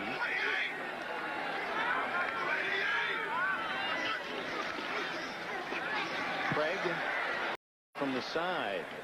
Vincent Brown showing good quickness through the hole and gets Craig before he can pick up the first down at the 28, so it'll be down and a 1.5 yards. Well, 49ers are playing a very conservative game right now. They've just lost Montana. They just have 1 quarterback suited up. I'm sure they feel if they can get on this drive, then they can play very conservatively from here on out. Who's their emergency quarterback? Helton, the punter? It'll be Helton, the punter, and I wouldn't guarantee anything on that one. You could quick kick. Other than that, that's one analysis I could have made. I won't take any credit for working with him. All right, third. They call it 2, but it's a very short 2, and Young to throw. Or is he? This is what he'd rather do. No, now he stops, throws down the middle. Almost intercepted. The gallant try for the catch by John Taylor almost turned into an interception for New England. He batted the ball high in the air. Well, if that would have been an interception, there was clear sailing on this side of the field. So Kofor comes on to try a long field goal. The line of scrimmage, the 28. And this one will be about 45 yards. Kofor missed one. Only it was blocked by Darrell Holmes, and he hit one in the first half, a short one. The last 2 times, Guy McIntyre playing the right wing back has been beaten to the inside. Blocked again. It was Kenneth Sims, number 77, that filtered through. That's 2 blocked field goals by England today. Ball dies in the end zone. You saw Sievert pointing out at the football, and it has been whistled dead. So Sims, along with Holmes. Well, this is a block right up the middle, and Sims is so tall, and he times it just right, coming right up inside. There he is, high, unblocked, and he gets height to stop it. Let's see the reactions of Seifert.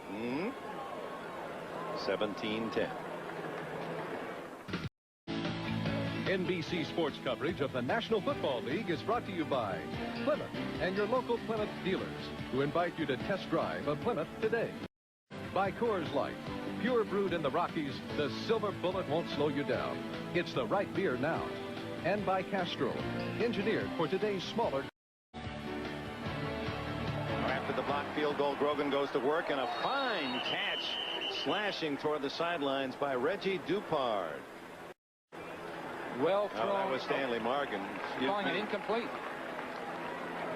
I thought it was a great catch. We were sort of congested. We couldn't find the catch itself, but it looked like he went for it and caught it. Michael Carter was right down the middle on Babb, isolated and all over it. Apparently he was not in control of the ball is the ruling. And so Morgan denied that reception. Terrific try by Stanley. By the alignment that time, Mike Carter, number 95, was isolated on Mike Babb, the center, and Carter got by him and tripped. But that's really what caused Grogan to have to move and throw late. They're looking at it again. A reminder that in the first half, when the Patriots blocked a Kofor field goal, it was that block that initiated the drive toward their 1 touchdown. Culminated on a 55-yard pass from Grogan to Morgan. They're looking at it again, so why don't we as well? Good. Pull it in and control it. Looks good there. But then we're screened by one of the assistant coaches. If he doesn't lose the ball, Dick, he caught it. That ball came out later because he had it all the way. Now that angle we just saw showed a reception. If they look at, he's got a reception. That was a fine catch by Morgan, one way or the other. The official booth and the man who will make the decision, and then telephone it down to the field. Certainly was inbounds. He had the ball apparently in his grasp as he fell to the ground. Let's see whether or not he juggles it when he hits the ground. While we're waiting, let's look at how the other late games today are faring. Ooh, look at that. New Orleans, the Saints are on the against the Rams. The Rams perhaps emotionally hung over from that loss at Buffalo on Monday. Meanwhile, Seattle with a 14-0 lead, trying to take the Broncos' first place lead. The Giants have a touchdown lead at San Diego, and Phoenix apparently is going to beat Atlanta down in the Valley of the Sun. Well, New Orleans, an accident about to happen. Sooner or later they were going to break out of it. They came close to beating the 49ers. They played well all year, and now they're going to make their move. It might be too late. Sure, a dangerous team. And in this league, you never have it made. There just isn't a game you can look past.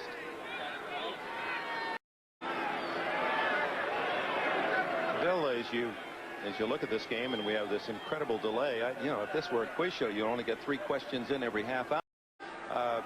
But at the 28-yard line, New England apparently it will not be ruled a catch. Your thoughts? In a way, it's almost like someone who fathered a child and for 10 years lives with his family, and all of a sudden you step back and you watch somebody else take care of your kids. What are your thoughts about the 49ers? Well, it's tough, Dick. It really is. I'd purposely not seen them until now. I've tried to stay clear of even the highlights on television when I'd come in Sunday night late. And now I see them, and it's a tough, sort of a tugging feeling. There's a little bit of grieving that goes on. I really envy George Seifert because his team is executing. Completed at the 37-yard line.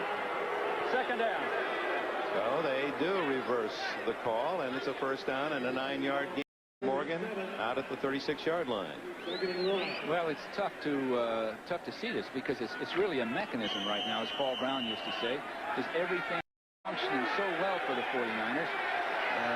I envy George. I'm certainly not jealous, but I envy the guy. He's got an excellent team, and he's doing a great job with it.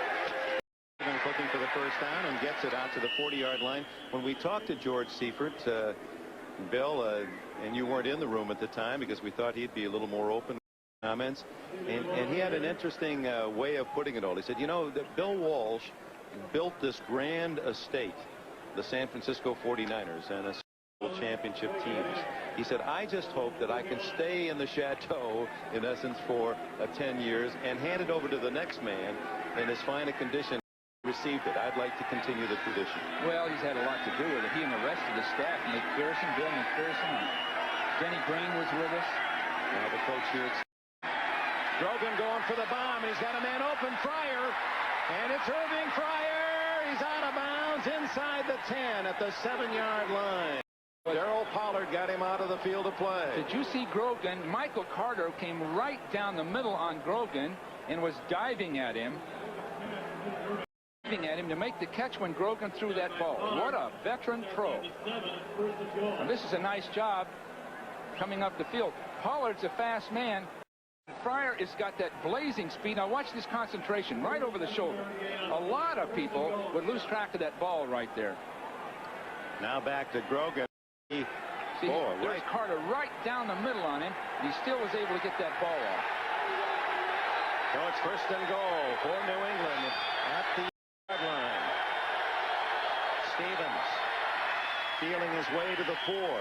To give you an idea what Grogan has meant to New England here in the 7th game. Last play to Fryer was worth 52 yards. They had a little push and shove. They had a 55-yard touchdown to Morgan earlier. Coming into this game, the longest reception for the Patriots was 45 yards by a running back, Dupart. That was a catch and run. There is a receiver with a catch over 40 yards. So Grogan is giving him the big play that they have desperately hungered for. Well, he's got the arm, but he's got that He stands in there with that nerve to throw that ball deep. And Flutie, who's had told us, he said, I had my chance. I just messed it up. I didn't play well. 15 yards, first down. Oh, there's a foolish foul. Paul Fairchild, the right guard from New England, gets a personal foul. So on second and goal at the 4, they're going to mark off 15 yards back to the 19-yard line. Matt Millen was involved in that. And you know Matt from the... Oh, there's a little more. Sort of a tempting thing. Of course, Millen comes right at him. 15 yards.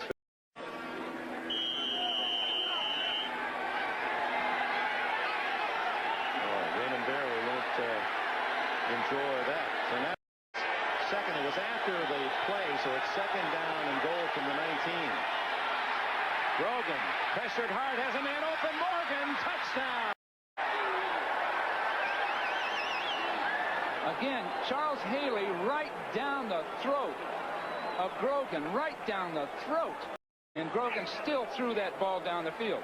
Now, Pollard blew the coverage that time at the cornerback spot by allowing his man to break to the side, then taking his eye off him. So if you look at the top of the screen as we get to this, we'll show you, give you a chance to look at Pryor doing that.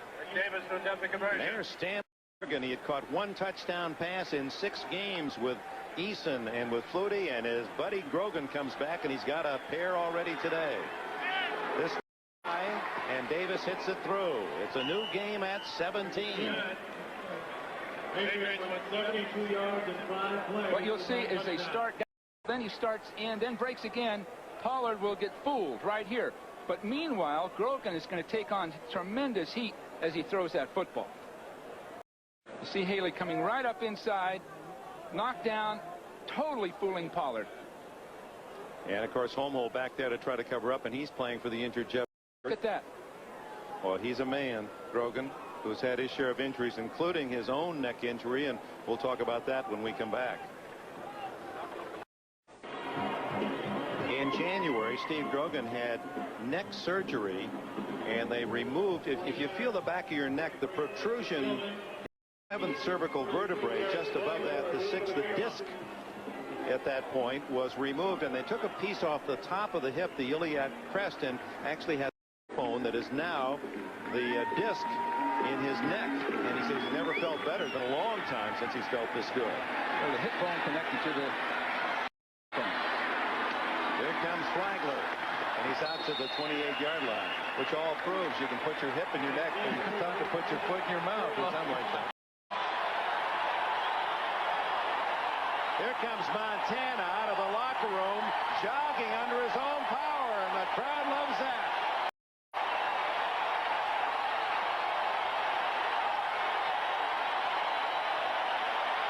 Oh, what good news for 49er fans after seeing Fuller with a fractured neck taken to the hospital out for the year. And Sidney, we don't know how long he'll be out of uniform. Fractured arm in the first half, the running back.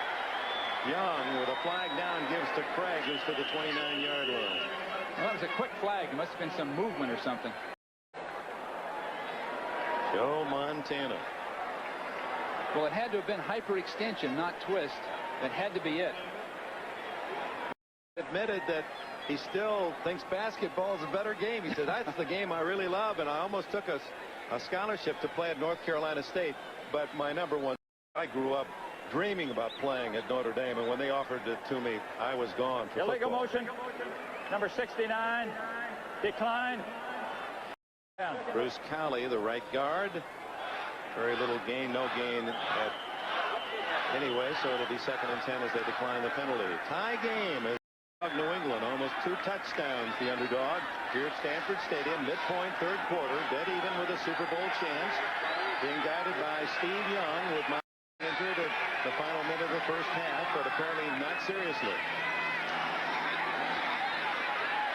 Young gets away, and open is the tight end Jones, and he's out to the 46 and a first down. Claiborne made the tackle. Beautiful play, crossing patterns, but saw Young move, so then he stopped and moved himself, and the 49ers have got that. It's like a lost art. You just don't see other teams doing it. You'll see this happening, excuse me, you'll see this happening here. Then when Young moves, we get the move from Jones, and it works out beautifully. See, Jones will start in, Young moves. Now you see Jones right here moving back to the outside, wide open. The Patriots are sort of dropping coverage when you see that quarterback move. And the 49ers have a history of finding people late. And Young's threat to scramble with his great running ability really keeps that defense honest. Rathman with another catch. And that big fullback barrels for about 10. Quickly now, late scores. This game 17. 4 other late games. New Orleans pounding the Rams. Seattle still shutting out Denver. The Giants ahead by a touchdown. And Phoenix beating Atlanta. Rathman now with 9 catches and 83 yards. 9 receptions for Rathman. Well, the 49er sort of outlet offense of passing the ball is gives everyone trouble, but a lot of trouble today. And that time Young got hit. He got nailed good, and he had to come out of that. McGrew really tagged him, and he got up slow. You see him come on the sideline, I guess, to talk, but both the quarterbacks have been hit, all the quarterbacks today. What was that signal? He's tapping the top of the helmet and then his face mask. Well, I assume it's a pass pattern, or that, or the signal from the sideline. He's just reminding him what it was. It's short of the first down at the 45 of New England. I asked George Seifert, I said, well, how are you different? I in watching him and listening to him talk, I said, it seems to me maybe you're more emotional and more animated. He said, me? More emotional than Walsh? Well, I don't know. All of us have our moments. And I think he was talking about more the ranting and raving from you, more just the sensitivity that he was alluding to. Well, it was both when I coached. You used to coach your players by blaming the assistants, didn't you? Yeah, that was a way to sort of remove yourself from ridiculing a given. Young on short down, 2nd and 1, goes for a free down pass. Instead, he's sacked for the first time today, and that'll take it back to the 5th line and bring up 3rd and 6. Gary Jeter. He's a geographic answer to a yo-yo in the NFL. He played high school ball in Cleveland, went to Southern Cal for his college ball, picked out of the senior draft by the Giants, traded to the Rams, and now back to New England. So he's got plenty of on those frequent flyers. Well, he has a lot to offer. Brent Williams, the fine starting defensive lineman, said Jeter has demonstrated over and over why you should down in your pass rush. Keep using different moves over and over, and sooner or later you'll get there, and that's just happened to Jeter. Young on 3rd and 6, down the middle, complete. The tackle is Rice. He's going to go all the way.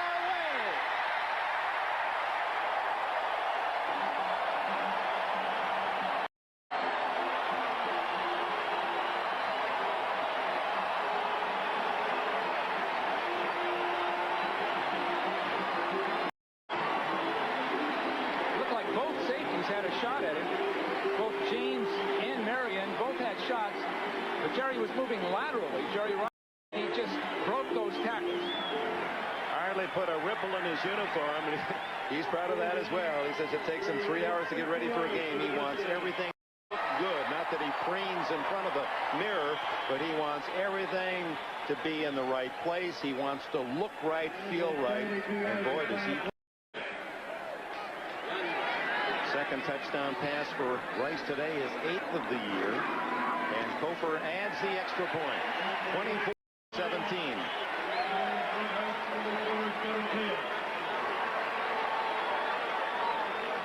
Jerry See Rice. Rice crossing the field, wide open. There's a missed tackle. There's a missed tackle. The people are almost mesmerized by him. As he approaches them, they sort of drop their heads.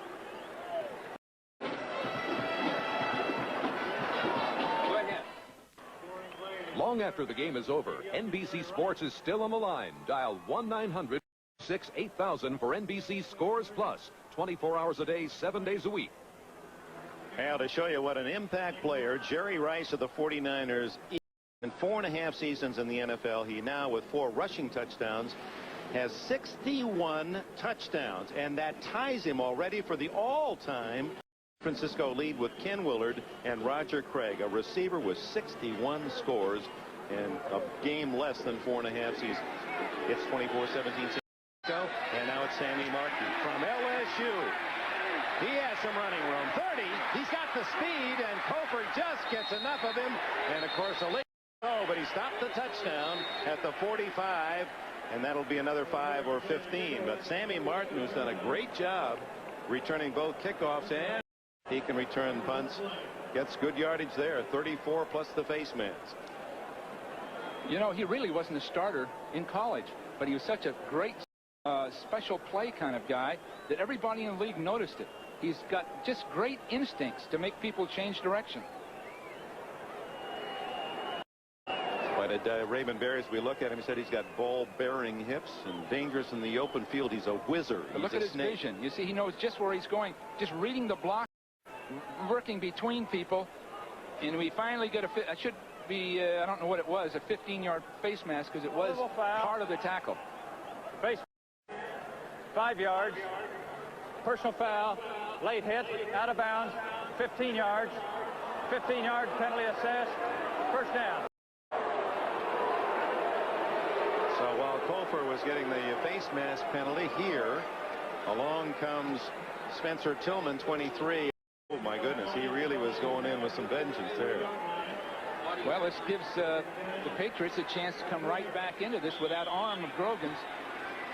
Start at the San Francisco 40-yard line. Just under 5 minutes remaining in the third quarter. And Grogan revived the Patriot offense, has had a solid game. Courageous guy. Will stay in there. And he's going to pass on first down. Up the middle and completes it to his tight end, Eric Sievers. Sievers, who is number 2 receiver on the Patriots squad here. Here's Rice's touchdown. He'll come in motion, go up the field and cross, and there'll be a huge hole in the defense. Meanwhile, Taylor's in here, but for some reason, there's coverage back in the depth where Rice will be located. People drop him. Both people will jump Taylor right here and leave Rice uncovered. Of all people to leave uncovered. But Taylor attracted 2 defenders because they read it wrong. And Rice, who some thought had only 4.6 speed, Mississippi Valley State. Was that a mistiming? I want to ask you how you got Rice. Stevens fighting for a couple, and we understand now the injury total is mounting for San Francisco. That Jim Fawnhorse, the starting linebacker, might have a fractured foot. That's why Matt Millen, 54, the veteran acquired from the Raiders at the end of the summer, is playing. Well, all mount up, but fortunately they have a Matt Millen with all that experience and that kind of thing that you bring people in with that experience. They can come in and help you if you have a great football team. If Matt were with a poor team, who knows what kind of an effort level he'd have. But here we can see a chance to win. He chose the 49. The Rams almost went to Los Angeles when the Raiders freed him. 3rd down and 1. Stevens hitting the backfield, fights and gets the first down. What an effort by the 23-year-old Stevens. Had him for a 3-yard loss, Charles Haley, but he couldn't get him to the grass. There were at least 2 unblocked people, and Stevens spun out of both those tackles. Well, he says he's looking forward, Stevens, to Mom coming up to New England in November from the South. He says he likes to hunt squirrel, and he's going to have some of those ready, and she cooks them. Taste just like chicken. I don't know. It would be a new experience for me as well, but he's looking forward to Mom spending about a month. He said warm meals, home-cooked meals every day. Nothing out of the fridge the way I eat mine. First down at the 29. Rogan guns, and Jones can't pull it down. It was a little high. Jones saying apologetically with that gesture, should have had it. Again, Michael up the middle. And it looks as though New England's trying to block him with just the center himself, Babb, and that's really a tough job. Meanwhile, Grogan has to throw a little too. A lot of these passes are sort of erratic looking because he's got so much heat on him. Michael Carter at 6'2" and 285. Many the top man at his position. I sense that you feel that way. Oh, he's truly great. I think he's a little more than 285 at this point in his career, maybe 300, but got the explosive quickness. Morgan to the top of your picture, Fryer and Jones, and it doesn't matter as Larry Roberts. He might not play today, but Roberts, although nicked, comes in to log the sack. Brogan is sprinting to his just slightly each time, and he has people coming right up underneath. Now Roberts, you can see him taking on the guard. The guard isn't moving his, and in this particular case, Farrell lets Roberts get right through. Farrell didn't move his feet quite quickly enough. Roberts had that explosive movement, just edged him, and it was over. So an 8-9 yard loss for Roberts, who played at Bama, and now the Patriots way back to the 38-yard line, almost out of goal range. Brogan tried to pick up some yards on third down, goes down the middle, incomplete to Fryer. Fryer seemed to be open, although there was a sea of red around him. There was a hole. We'll see if they can try the long field goal. Apparently they are. As you look at the other late scores, Denver has finally scored at Seattle in the fourth quarter. And the Giants build their lead at San Diego, and Atlanta chips away at the Phoenix advantage. Here's Davis, who really hit a long one, a distance at the end of the first half of 49 yards, but as Bill indicated, it could have been good from 55. And this one is going to be a 56 attempt by Davis. Oh my, he gets it up. It's going to be short. And a flag is down, and they ran into Darryl Pollard of San Francisco. And that'll give the Patriots new life. No foul is an automatic first down. That's roughing the kicker rather than running into the kicker. Well, Pollard from the outside, you'll see him come around everything, but I can't believe they throw a flag on this particular play. Take a look for yourself. Here's Pollard around the outside. He's pushed a He's trying to stop, and look at the acting job. Well, that's part of the game. You know, Dick, there's a certain amount of luck in football. The Patriots are a little bit lucky in this play. The 49ers have had their luck on their touchdown just at halftime. The Patriots got a big break here. Some of these kind of things officiating-wise, that there's so much in interpretation. You know what I was going to ask you, Bill, before the show was up? What don't you miss about coaching? Well, this is part of it right here. For either side, you just don't want the game decided on those kinds of calls. And it had to be the referee, I'd assume. He must have caught Pollard late. Howard Rowe throws the flag, and it's first down New England at the 23.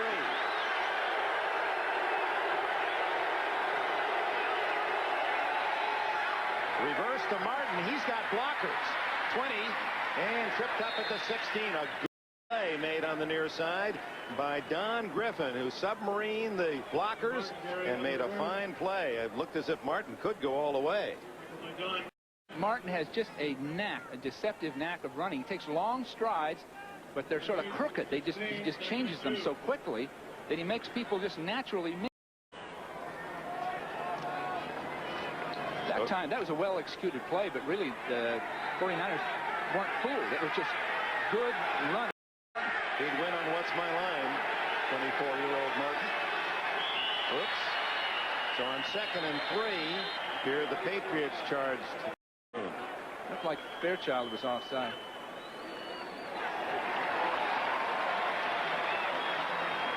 Ball Fairchild, whose hobby is cooking. False start.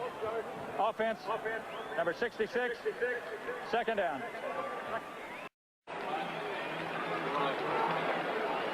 So you'll see him move right there. The ball hasn't been moved, and he just missed the snap count completely.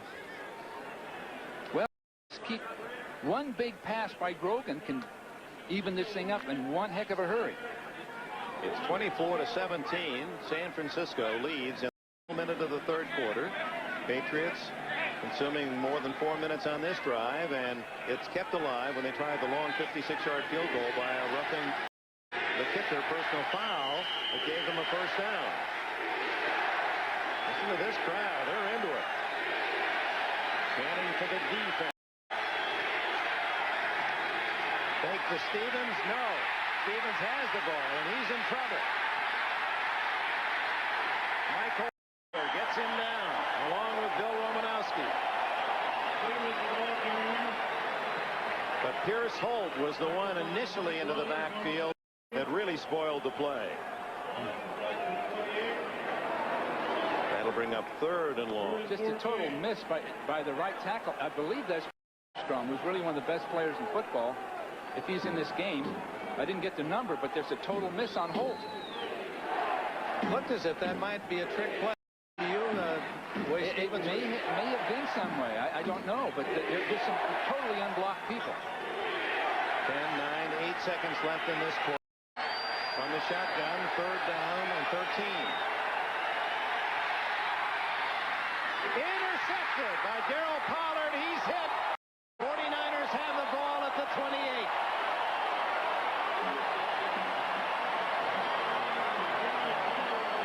So Darryl Pollard, the man who was burned on the Morgan touchdown earlier in this half, has his first career interception at the end of the 3rd quarter. Well, Pollard's just playing in his zone defense. Grosvenor wants to throw over his head right there. You see the throw over his head that was covered all the way anyway. Steve was trying to make a play. Morgan made the tackle. We go to the 4th quarter. San Francisco leading by a touchdown. Well, what we're going to get is a deep in pattern here with Pollard standing right in the way of it. But there were 2 people that could have made this interception. Grosvenor just pressed a little too hard on this play. You see, he's getting pretty decent protection, but 2 people in the way of the ball.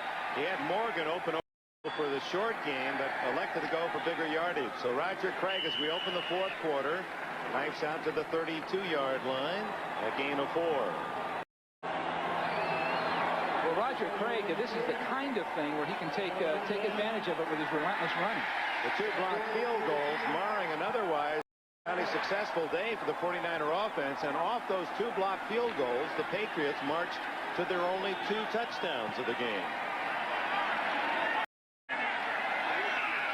Roger Craig with that knee lift a la college band drum major. Comes from his hurdling days. That's him in the no, that's Rathman with his 10th catch, and Claiborne gets him out of bounds at the 32-yard line.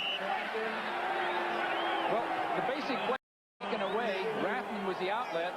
Young waited as long as he could, then dropped it out to him. Again, he gets 4 yards instead of a sack. Rathman, part of something I know you're very proud of, that 1986 draft year. Did you ever clean up?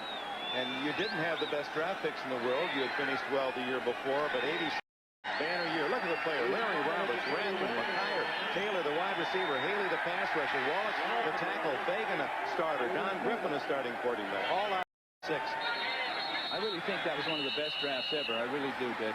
Because each one of those people have contributed heavily to 1 Super Bowl and maybe many more. The NFL Live people described how you got Jerry Rice in a trade with this New England to pick just before Dallas, who would have taken Rice. But you still aren't happy about that, totally, surprisingly. You only got Jerry Rice. Well, the good news was Jerry. The bad news is in our 3rd round pick, we talked about Herschel Walker and didn't take him. Now think if we'd have somehow gotten Rice and Walker in the same draft. Well, you are. But we didn't take You are a greedy guy. How about Nagurski and Grains, too, while you're at it?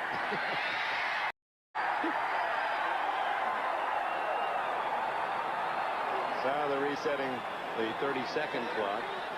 Well, Steve Wallace is playing left tackle, plays above a Paris. Steve broke a leg in the Super Bowl. He's finally coming back from it. And the Mike Giddings ratings, which are probably the most objective football we've had, Steve is the 2nd best offensive tackle in the league. And I think he's close to being that good. Here's the blitz by Grembert, and he has the sack as Young unable to search out an open red jersey, and a flag is down.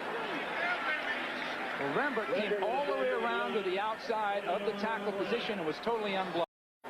Well-designed blitz. They'll decline that penalty. Sammy Martin comes in to return the punt. Johnny Rembert, we talked with him yesterday afternoon while his alma mater was playing. what we're going to get are two people going inside, and Rembert coming all the way around. Nobody there to block him. They don't see it coming. You see Wallace block, feeling okay about his block, but there's Rembert outside. Now, most often a running back would be responsible for a linebacker that time, but the 49ers apparently had a different protection. Barry Helton.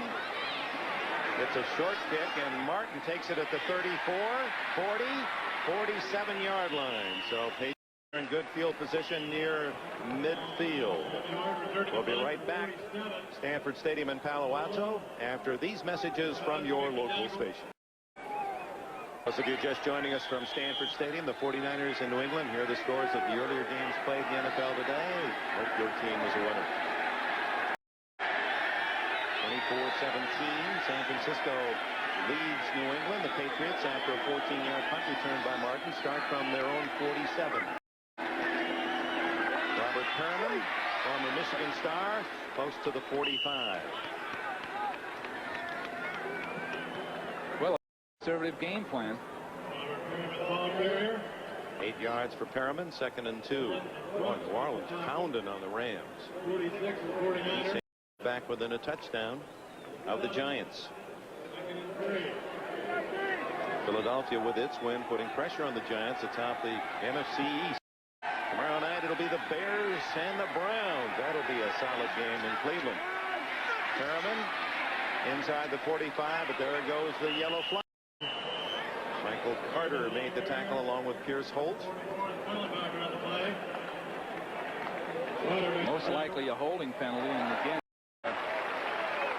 they're really butting heads with those 49ers running inside like that. I know they've got a plan, but we're in the fourth quarter now. Offense, 68, 2nd down. Mike Babb. Boy, that's not an easy assignment for Babb, the former Texas star, taking on Michael Carter. And as you watching, he's been doing that man-for-man a lot. A lot of it's man blocking, and Babb's a fine center, but he's got to take on Michael Carter. You see him get pretty decent position on Michael. You really don't see any holding there. Those are the kind of calls that you just wonder about. Just about time to call like that.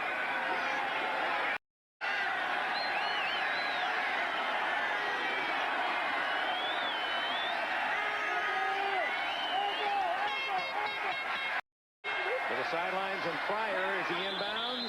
Yes, they say. It appeared from long distance, and that's the far side of the field from us. He might have gotten one in and one out in front of Don Griffin. Tough throw by Grogan. This is a real tough throw. He's dropping back all the way across the field. Pinpoint shot right there. And it's hard to say whether the toe dragged or not. It doesn't look like they're looking at the play. He had the right foot down, and boy, the Patriots not wasting any time out of the huddle. They're not going to review that one. Well, Grogan really... Yes, they are. Yes, they are, yeah. Grogan really gives the Patriots dimension now, doesn't he, Dick? His arm, the strength of that arm, and his maturity, the Patriots can come back and have a season.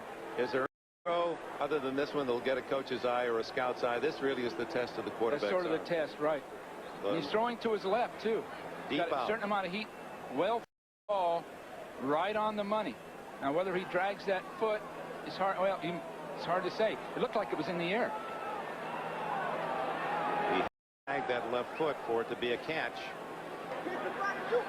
After further review, play stands, completion. The reason the play stands is, from that angle, is there evidence to overturn the call? And there must be undeniable evidence, and apparently the officials up in the press box deciding that's not the case. It was well done. You don't want to take a play away like that anyway. It was very well done. First down at the 49er 41. Grogan to the air again to Fryer. 30-yard line. Appears to be another first down. Eric Wright, the veteran from Missouri, now playing on the corner, made the tackle from Stanford to New York. And from New York to the Kingdome in Seattle, Dick, this is what happened moments ago. John Elway will crank up and heave it long. It'll be a 49-yard up to Mark Jackson. It sets up a 2-yard Elway to Clarence Kay touchdown pass moments later. And the game is tied in the fourth quarter. Denver 14, the Seahawks 14. Back to Dick. All right, Bob, and here it's New England trying to rally the tie. The Super Bowl champion 49ers in front of a big crowd at Stanford University. On first down. The pitch is to Stevens. Tackled for a loss by a Bill Romanowski. Romanowski stood up the tight end and then came right down the line with him, with Lynn Dodson, and then just made the play. But Stevens, it seems to be tentatively when he gets the ball. Then when he makes his move upfield, he turns it on, but he doesn't really get it and go hard initially. He's not knifing up the field. Oh, but it's on a running play, interestingly, against San Francisco. And well, that carries an automatic first down.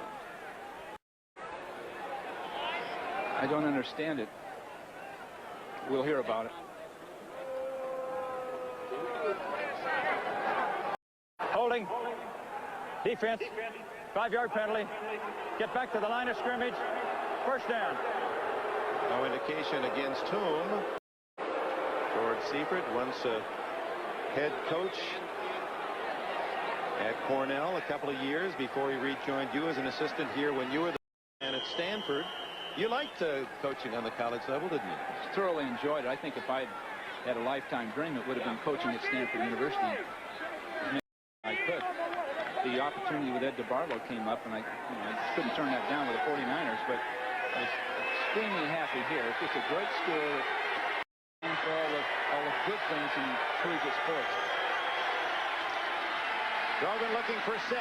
Going deep for Cedric Jones and knocked away the veteran Eric Wright. Again, a well-thrown ball.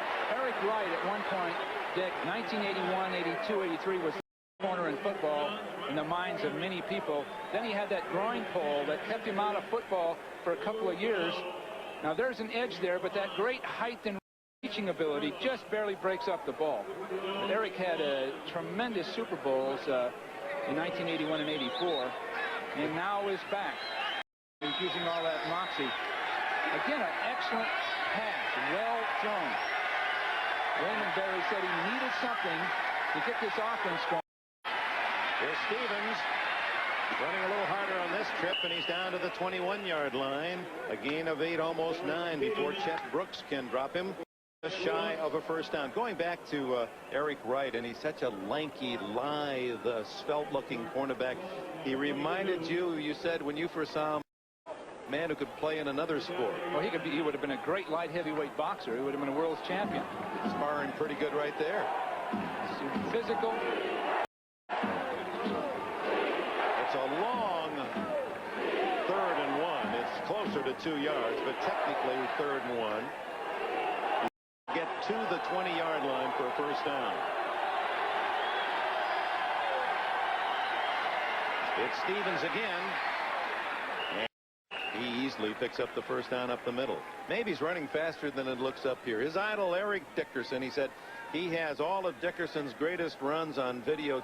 He plays them back and forth and studies. He said, I even studied his bad runs. Well, he really appreciates the patience that Dickerson has. As you know, Dickerson leads blocking better than any back in the league, and Stevens is developing that himself. I think one reason he looks a little slower is he takes real quick, mincy little steps to speed up underneath him. He doesn't look like he's moving as fast as other backs. Less than 10 minutes to go, 4th quarter. New England trailing by 7. First down at the 49er 18. It's Perriman, big hole, and he's inside the 10. That'll be close to another first down. Brooks and Homo make the tackle. Just to bring you up another news today. In this game, Jeff Fuller in the second scrimmage play, tackling Stevens, fractured a compressed fracture of 3 vertebrae in the neck. There is paralysis, but he is lost for the season. Joe Montana, knee injury, end of the first half, did return under his own power here in the second half, is on the sidelines. Fracture of the arms. The 49ers, the running back, he'll be out for a while, and reported a fractured foot for Fawnhorst, the linebacker. Meanwhile, in baseball, the word out of San Francisco is that the World Series has now been postponed until Friday night. Friday night for Game 3 as they measure, and it is a first down New England and goal. There's Montana. He's the only other quarterback that George Seifert has available, in that the third man, Steve Bono, was one of those not suited up for today's game. Well, they need a Joe out here, Montana out here, to signal in those plays. The quarterbacks have any number of signs they use. Without one of those two quarterbacks, they couldn't call the plays from the sideline without using a messenger. So Joe needs to be out there. I'm not sure it's good for him to stand up on that knee at this time. Well, that must be a good. They're letting him do it. So first and goal, the Patriots go for a tie. It's Perriman, the same play, and he only gets a couple here. Well, the last play like that, well conceived. They took Michael Carter past the hole. Bad did an excellent job of blocking on him, pushed him past the hole, and Perriman cut back. This time that didn't quite happen, but they are really in charge of the line of scrimmage in this drive. They're running the ball very effectively. There's a handsome young man from over in the Sacramento area, Tony Eason from Rolla, led the Patriots to a Super Bowl, but boy, they say that to be mean is the kindest thing you can say about how he's been treated in New England. The word poison is how Raymond Berry put it. It's tough. This goes over in New England, Bill. There's no incomplete. Chance for it to be a touchdown to Stanley Morgan. Good coverage by Don Griffin, 29. Well, they had wanted. They blitzed the safety, which definitely isolated people outside. But you see Griffin playing inside. Now he's in position to make that play. So he started out with a slant pattern, and he got it. With that safety blitz, he sort of was forced to play inside and was at the right place at the right time. This is probably the play of the game right here. Third and goal from the 7. I'm not sure New England's going to be able to drive again and score a touchdown, so a field goal won't really be enough, even with 8 minutes to go. Jones and Fryer to the left, and now in motion goes the rookie Hartley Dykes. And they run it the other way to Sims. He can't do it. Gets to the 3, and that's all. Homo was the first man there, and then Haley and Holt finished it off. Raymond Berry trying to fool with the run. Well, one of the problems with a play like that is so many people have to be blocked, and the blocks have to be sustained in order to go that entire distance, because without getting the distance to the goal line, you don't have anything. So it was a calculated risk, I guess. An apparent field goal that will be 20 yards. Berry has used the field goal more than once. Not this time. Davis knocks it through, but boy, when you get field goals that are from 20 to 25 yards, those are not good field goals. Those are times wasted inside the opponent's 10. It's San Francisco 24, New England. Now Steve Grogan, a solid job. A couple of touchdown passes, has been intercepted twice, 204 yards, but first and goal at the 8. The running plays didn't work, and they settled for the short field goal, and it's 24-20. Greg Davis has it teed up and hits a sailor. Short man picks it up. Ooh, Spencer Tillman has hard as he crosses the 25-yard line. Steve Young comes in. Final word of advice from Montana. Perhaps the late scores. The Rams get a touchdown. Still trail by 19 in the 4th. Denver and Seattle tied at 14 in the 4th. The Giants lead by 7, and Phoenix's lead is 11 in the last quarter. Sunday, NFL Live at 12:30. The lineup: Houston, Cleveland, New England at Indianapolis. Buffalo entertains Miami. The Chiefs will be in Pittsburgh, and San Diego, Seattle. Your local listings.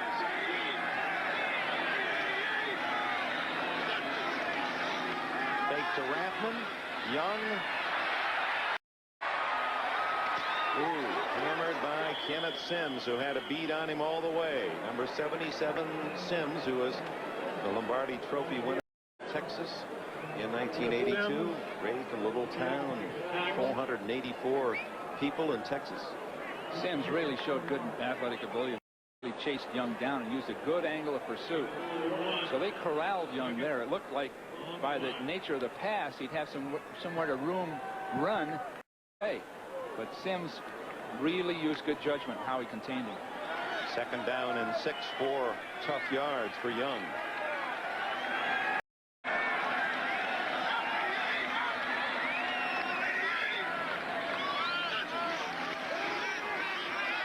Pressure and toss to Rathman. 40, 50, and tackled at the 47 of New England. What a day for Tom Rathman.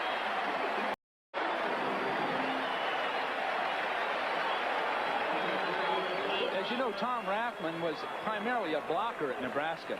Carried the ball, but he did have a big average per carry. So he showed you, look at this hurdle. He's much more deceptive than you think he is. He's a much better athlete, weighing 230 pounds. But he came to us, the 49ers, primarily to use as a blocker for Roger Craig. In the meantime, he's developed into an excellent receiver. I think he caught 3 passes in his career at Nebraska. He's got 11 today. First down at the 47. A quickie to Taylor. And he's out of bounds with about 12 more at the 36-yard line. The only thing good about that for New England fans is he stopped with 5:32 to go.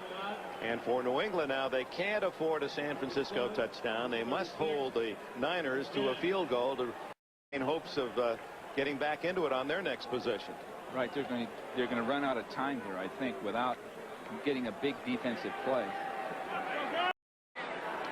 Joe Montana on the sidelines with a bruised left knee, suffered on the next to last play of the first half.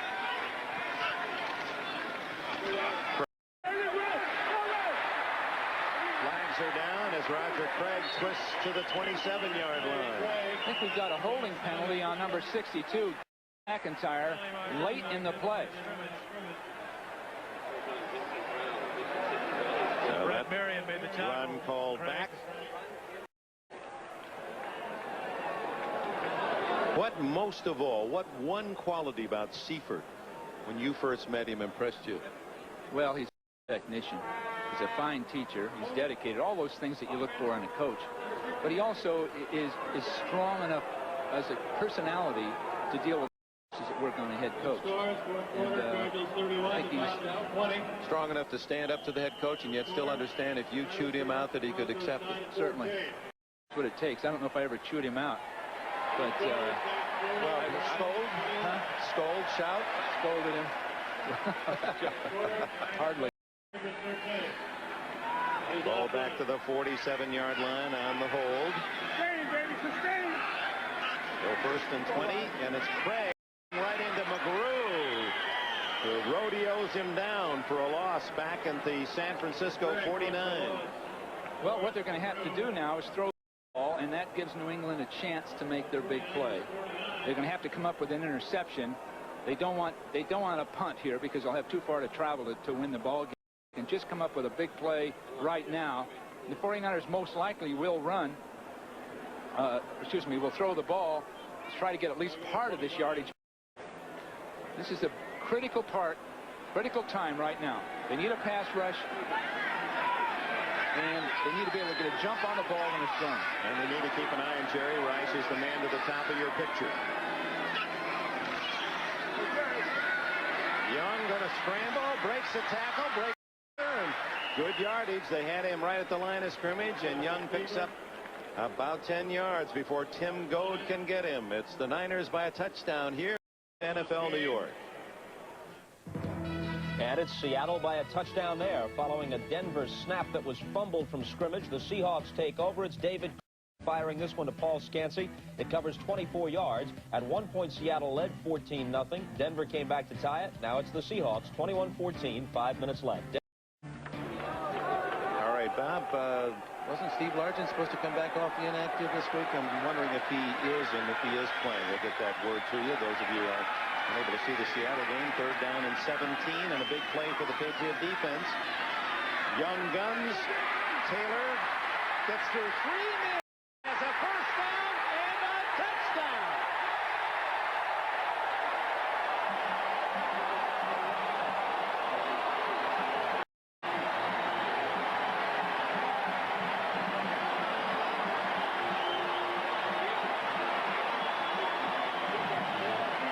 On 3rd down, 17, John Taylor. They had him for 4th and about 5, but Taylor ran through the entire secondary. A 43-yard touchdown, his 4th of the year. Well, that was supposed to be an outlet throw for Young.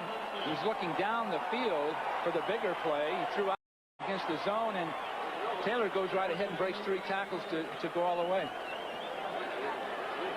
He doesn't have to work at Reggie Jackson Chevrolet anymore all season. Hofer adds the extra point, It is 31-20 San Francisco, and what an individual effort by Taylor. Taylor's got a great balance. And he can reach and step through things. His running style isn't the kind you'd expect a man to be a great open field runner with. But you look at this deceptive move. There. Nice spin. Of course, tackling wasn't the greatest, though. Tackling wasn't greatest. A great open field runner. NBC Sports coverage of the National Football League is brought to you by Coors. Brewery, pure and natural. It's a true American original. By the new generation of Oldsmobile. Step into the future now at your Oldsmobile dealer. And by Magnavox. Smart choices for smart people. Magnavox. Smart. Very smart.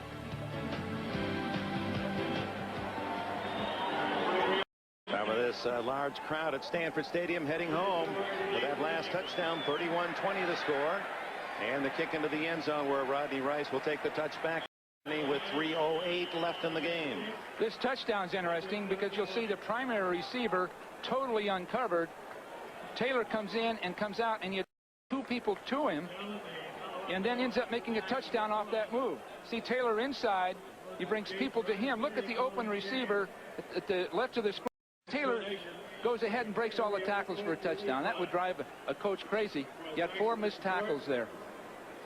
And if any of the 3 really had a piece of him could have tackled him, it would have been 4th down. They would have had to try a long field goal that would, even if successful, would have kept New England within a touchdown. Now they need much more. Grogan goes to work, throws the ball incomplete, intended for Stanley Morgan. Tonight on NBC, The Magical World of Disney, A Brand New Life, Sister Kate, My Ads, and an NBC world premiere movie, Class Cruise. So stay with us immediately following The Gun for those of you in the East and Midwest, and of course for those on the West Coast, those shows will be seen at the regular time. Well, Dick, do you think New England has shown some improvement with Grogan at quarterback? What do you think? I think if he can stay healthy, they're going to win some games this year. He's got that arm, he's got that experience, and he can use the tools of these wide receivers. Underneath he goes to Reggie Dupard, but he doesn't get much out of it at the 23. Johnny Jackson and Don Griffin make.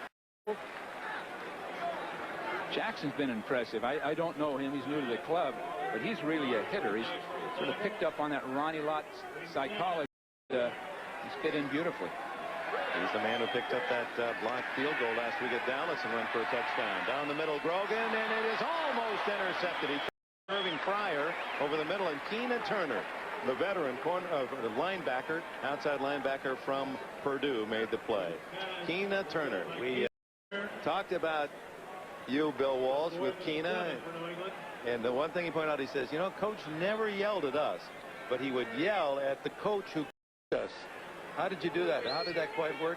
I think there's a good mechanism in teaching because the coaches are conditioned to it, and we talk about it all the time, that you're going to catch the not the player because you just don't want to ridicule a player or demean him. And so you'd say to the coach, what's wrong with your linebackers? We got to get somebody to do it. Right.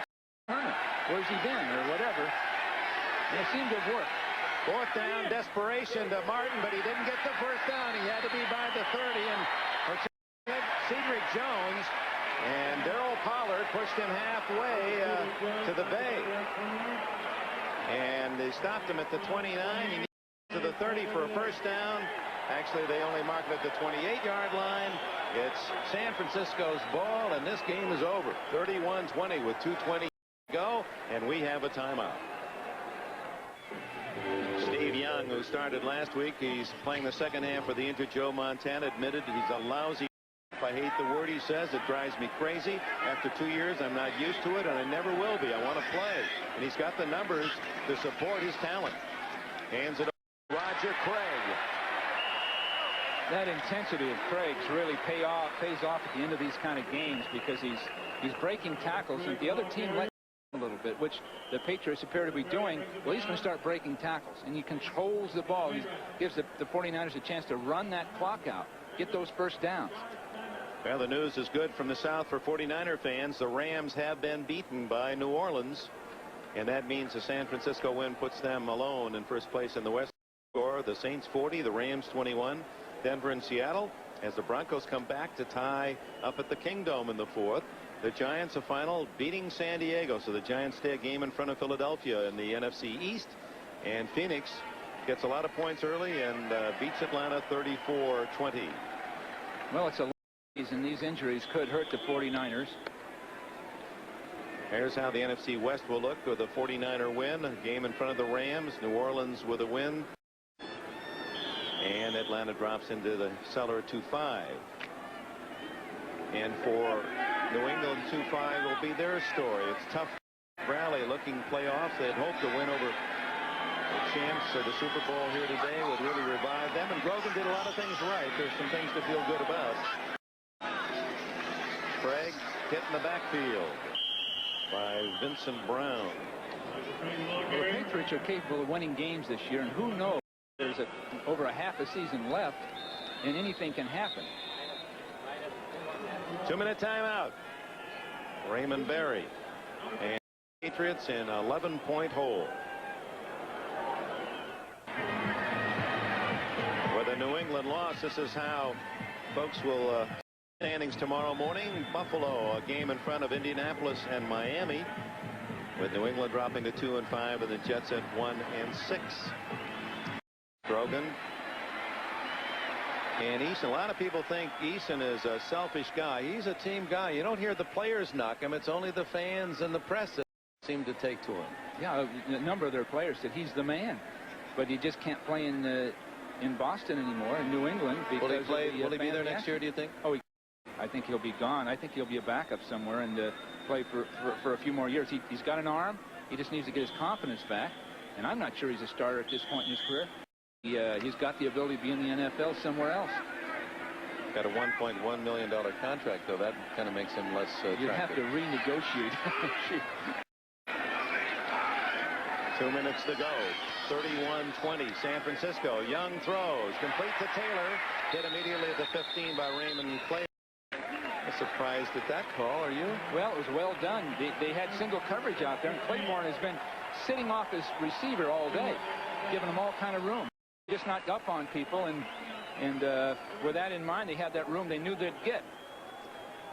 Second timeout used by New England. They have one remaining with 1:06 to go. Another 49er first down. My great-grandfather Albert had some complicated ideas. Understanding this Einstein's theory of relativity just takes relatives. See, my new Rolls 88 Royale carries 6, plus front-wheel drive and 3800 engine for superb passing. It's perfect for nuclear family. You don't have to be an Einstein to figure that out. Get up to $1,000 cash on a 1990 88 Royale. See your Olds dealer today. This telecast presented by authority of the National Football League, intended for the private use of our audio broadcast or other use of this telecast without the express written consent of the San Francisco 49ers and the National Football League is prohibited. This game is the property of the National Football League. New England Patriots and San Francisco 49ers, all rights reserved. Well, you've got to give credit to Mike Holmgren, the offensive coordinator for the 49ers. Beautiful job of calling plays. The game plan was excellent. Here goes Craig looking for 6. He's finally wrestled down at the 2-yard line, inbounds. Guy McIntyre leading the way, number 62. Stay tuned now. I know many of you joining us in the East and Midwest looking for our Sunday night lineup on NBC, and it will follow the conclusion of the game, and there it is, including a world premiere movie, Class Cruise. You'll see everything in its entirety. Boy, Steve Young, 11 for 12 in relief, 188 yards. Beautiful job. Of course, his receiving, the pass protection was good. The defense, Bill McPherson's defense is played extremely well, too. It's a good team. Roger Craig, touchdown.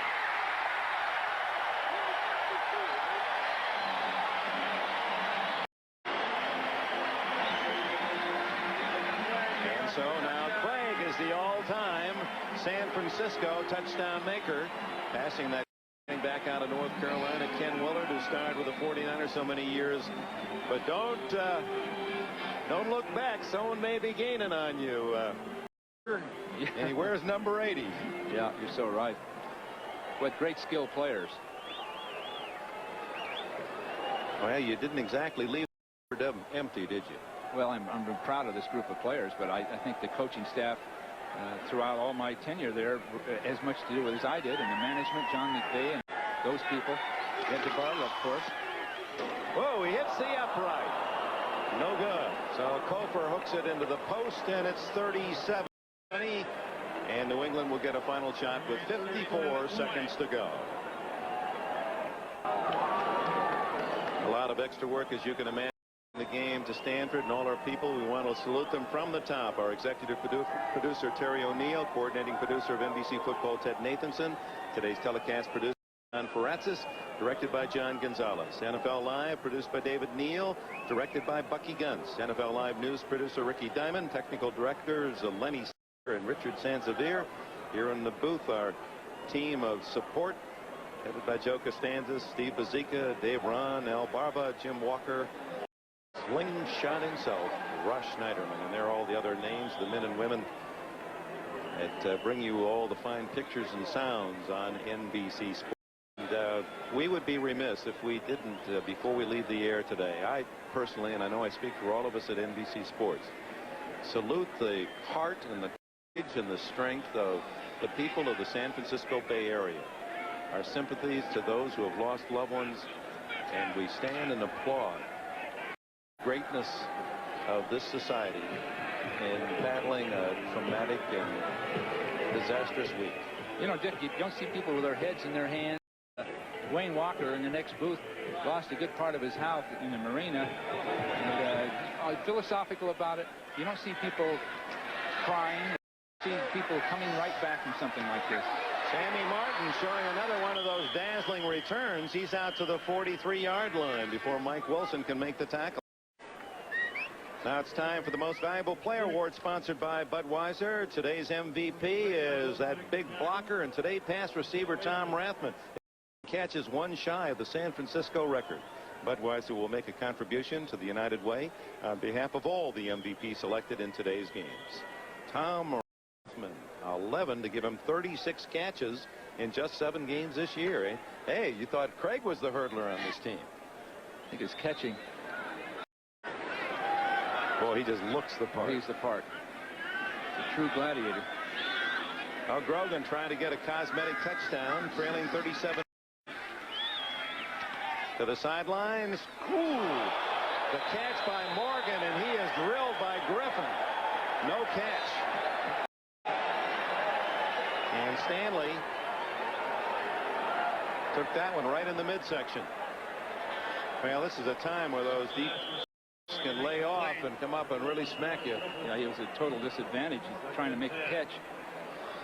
Griffin just timed it right.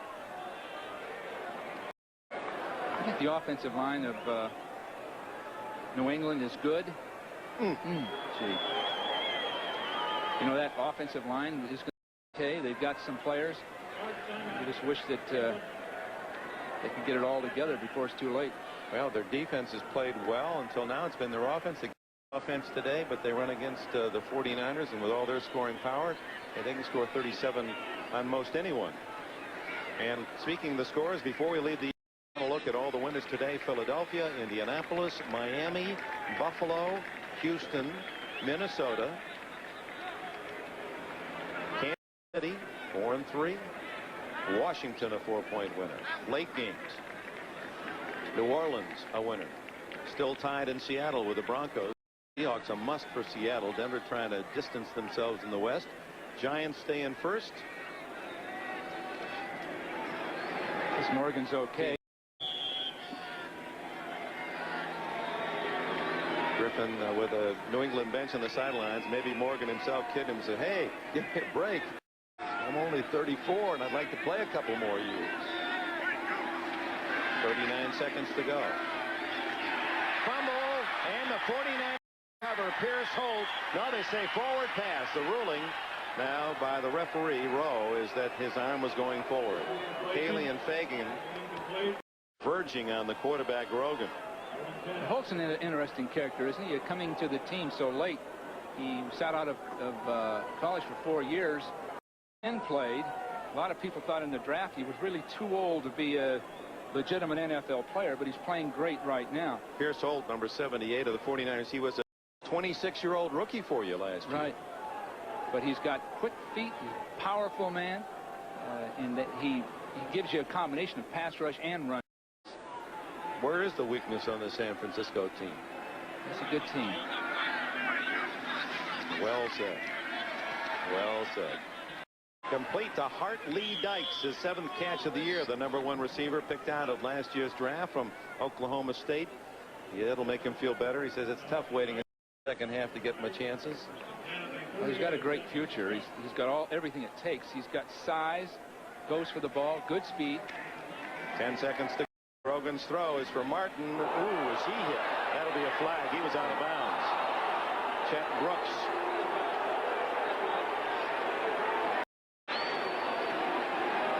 Eric Wright as well. Both Brooks and Wright were there to make the hit, and he was out of bounds. Right so high. He was clearly out of bounds. It's just not necessary to do that.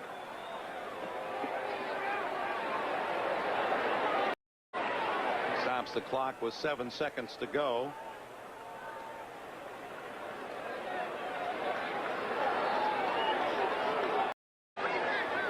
Well, it'll be a long trip home. They're never short ones when you lose, are they? They are really tough. We're picking up the flag. No foul. Incomplete. Wow. Wow. Guess they ruled that he was in bounds, certainly from this side of the field. Sure didn't look it. So the ball back at the 38-yard line. And probably last play of this game. It's been a great day for the fans, huh? It has, and it, in some ways, for those who have suffered during this, because all of the extra tickets sold, and there's somewhere over 15,000 were sold because of more seats here. Grogan throws to Fryer. Fryer gets out of bounds with 2 seconds left. All the extra monies raised by the tickets sold beyond the 65,000 at Candlestick, and we don't have the official attendance, but we're guessing another 15,000 were sold. Dollars will all go directly into the Earthquake Welfare Fund. Really a gesture by Ed DeBartolo and Stanford University to put this together, because it's a sizable. And San Francisco 49ers management will make even a further contribution, and I know many of you around the United States and the world have done the same. Oh, final play now, certainly, unless penalty. 2 seconds to go, and the smiles are on the 49er side of the field, even with their injuries today. Grogan goes to the end zone for Fryer, incomplete, and the San Francisco 49ers, the Super Bowl champions of George Seifert, have moved into first place in the West. They're 6-1 as Steve Young, in support of injured Joe Montana, helped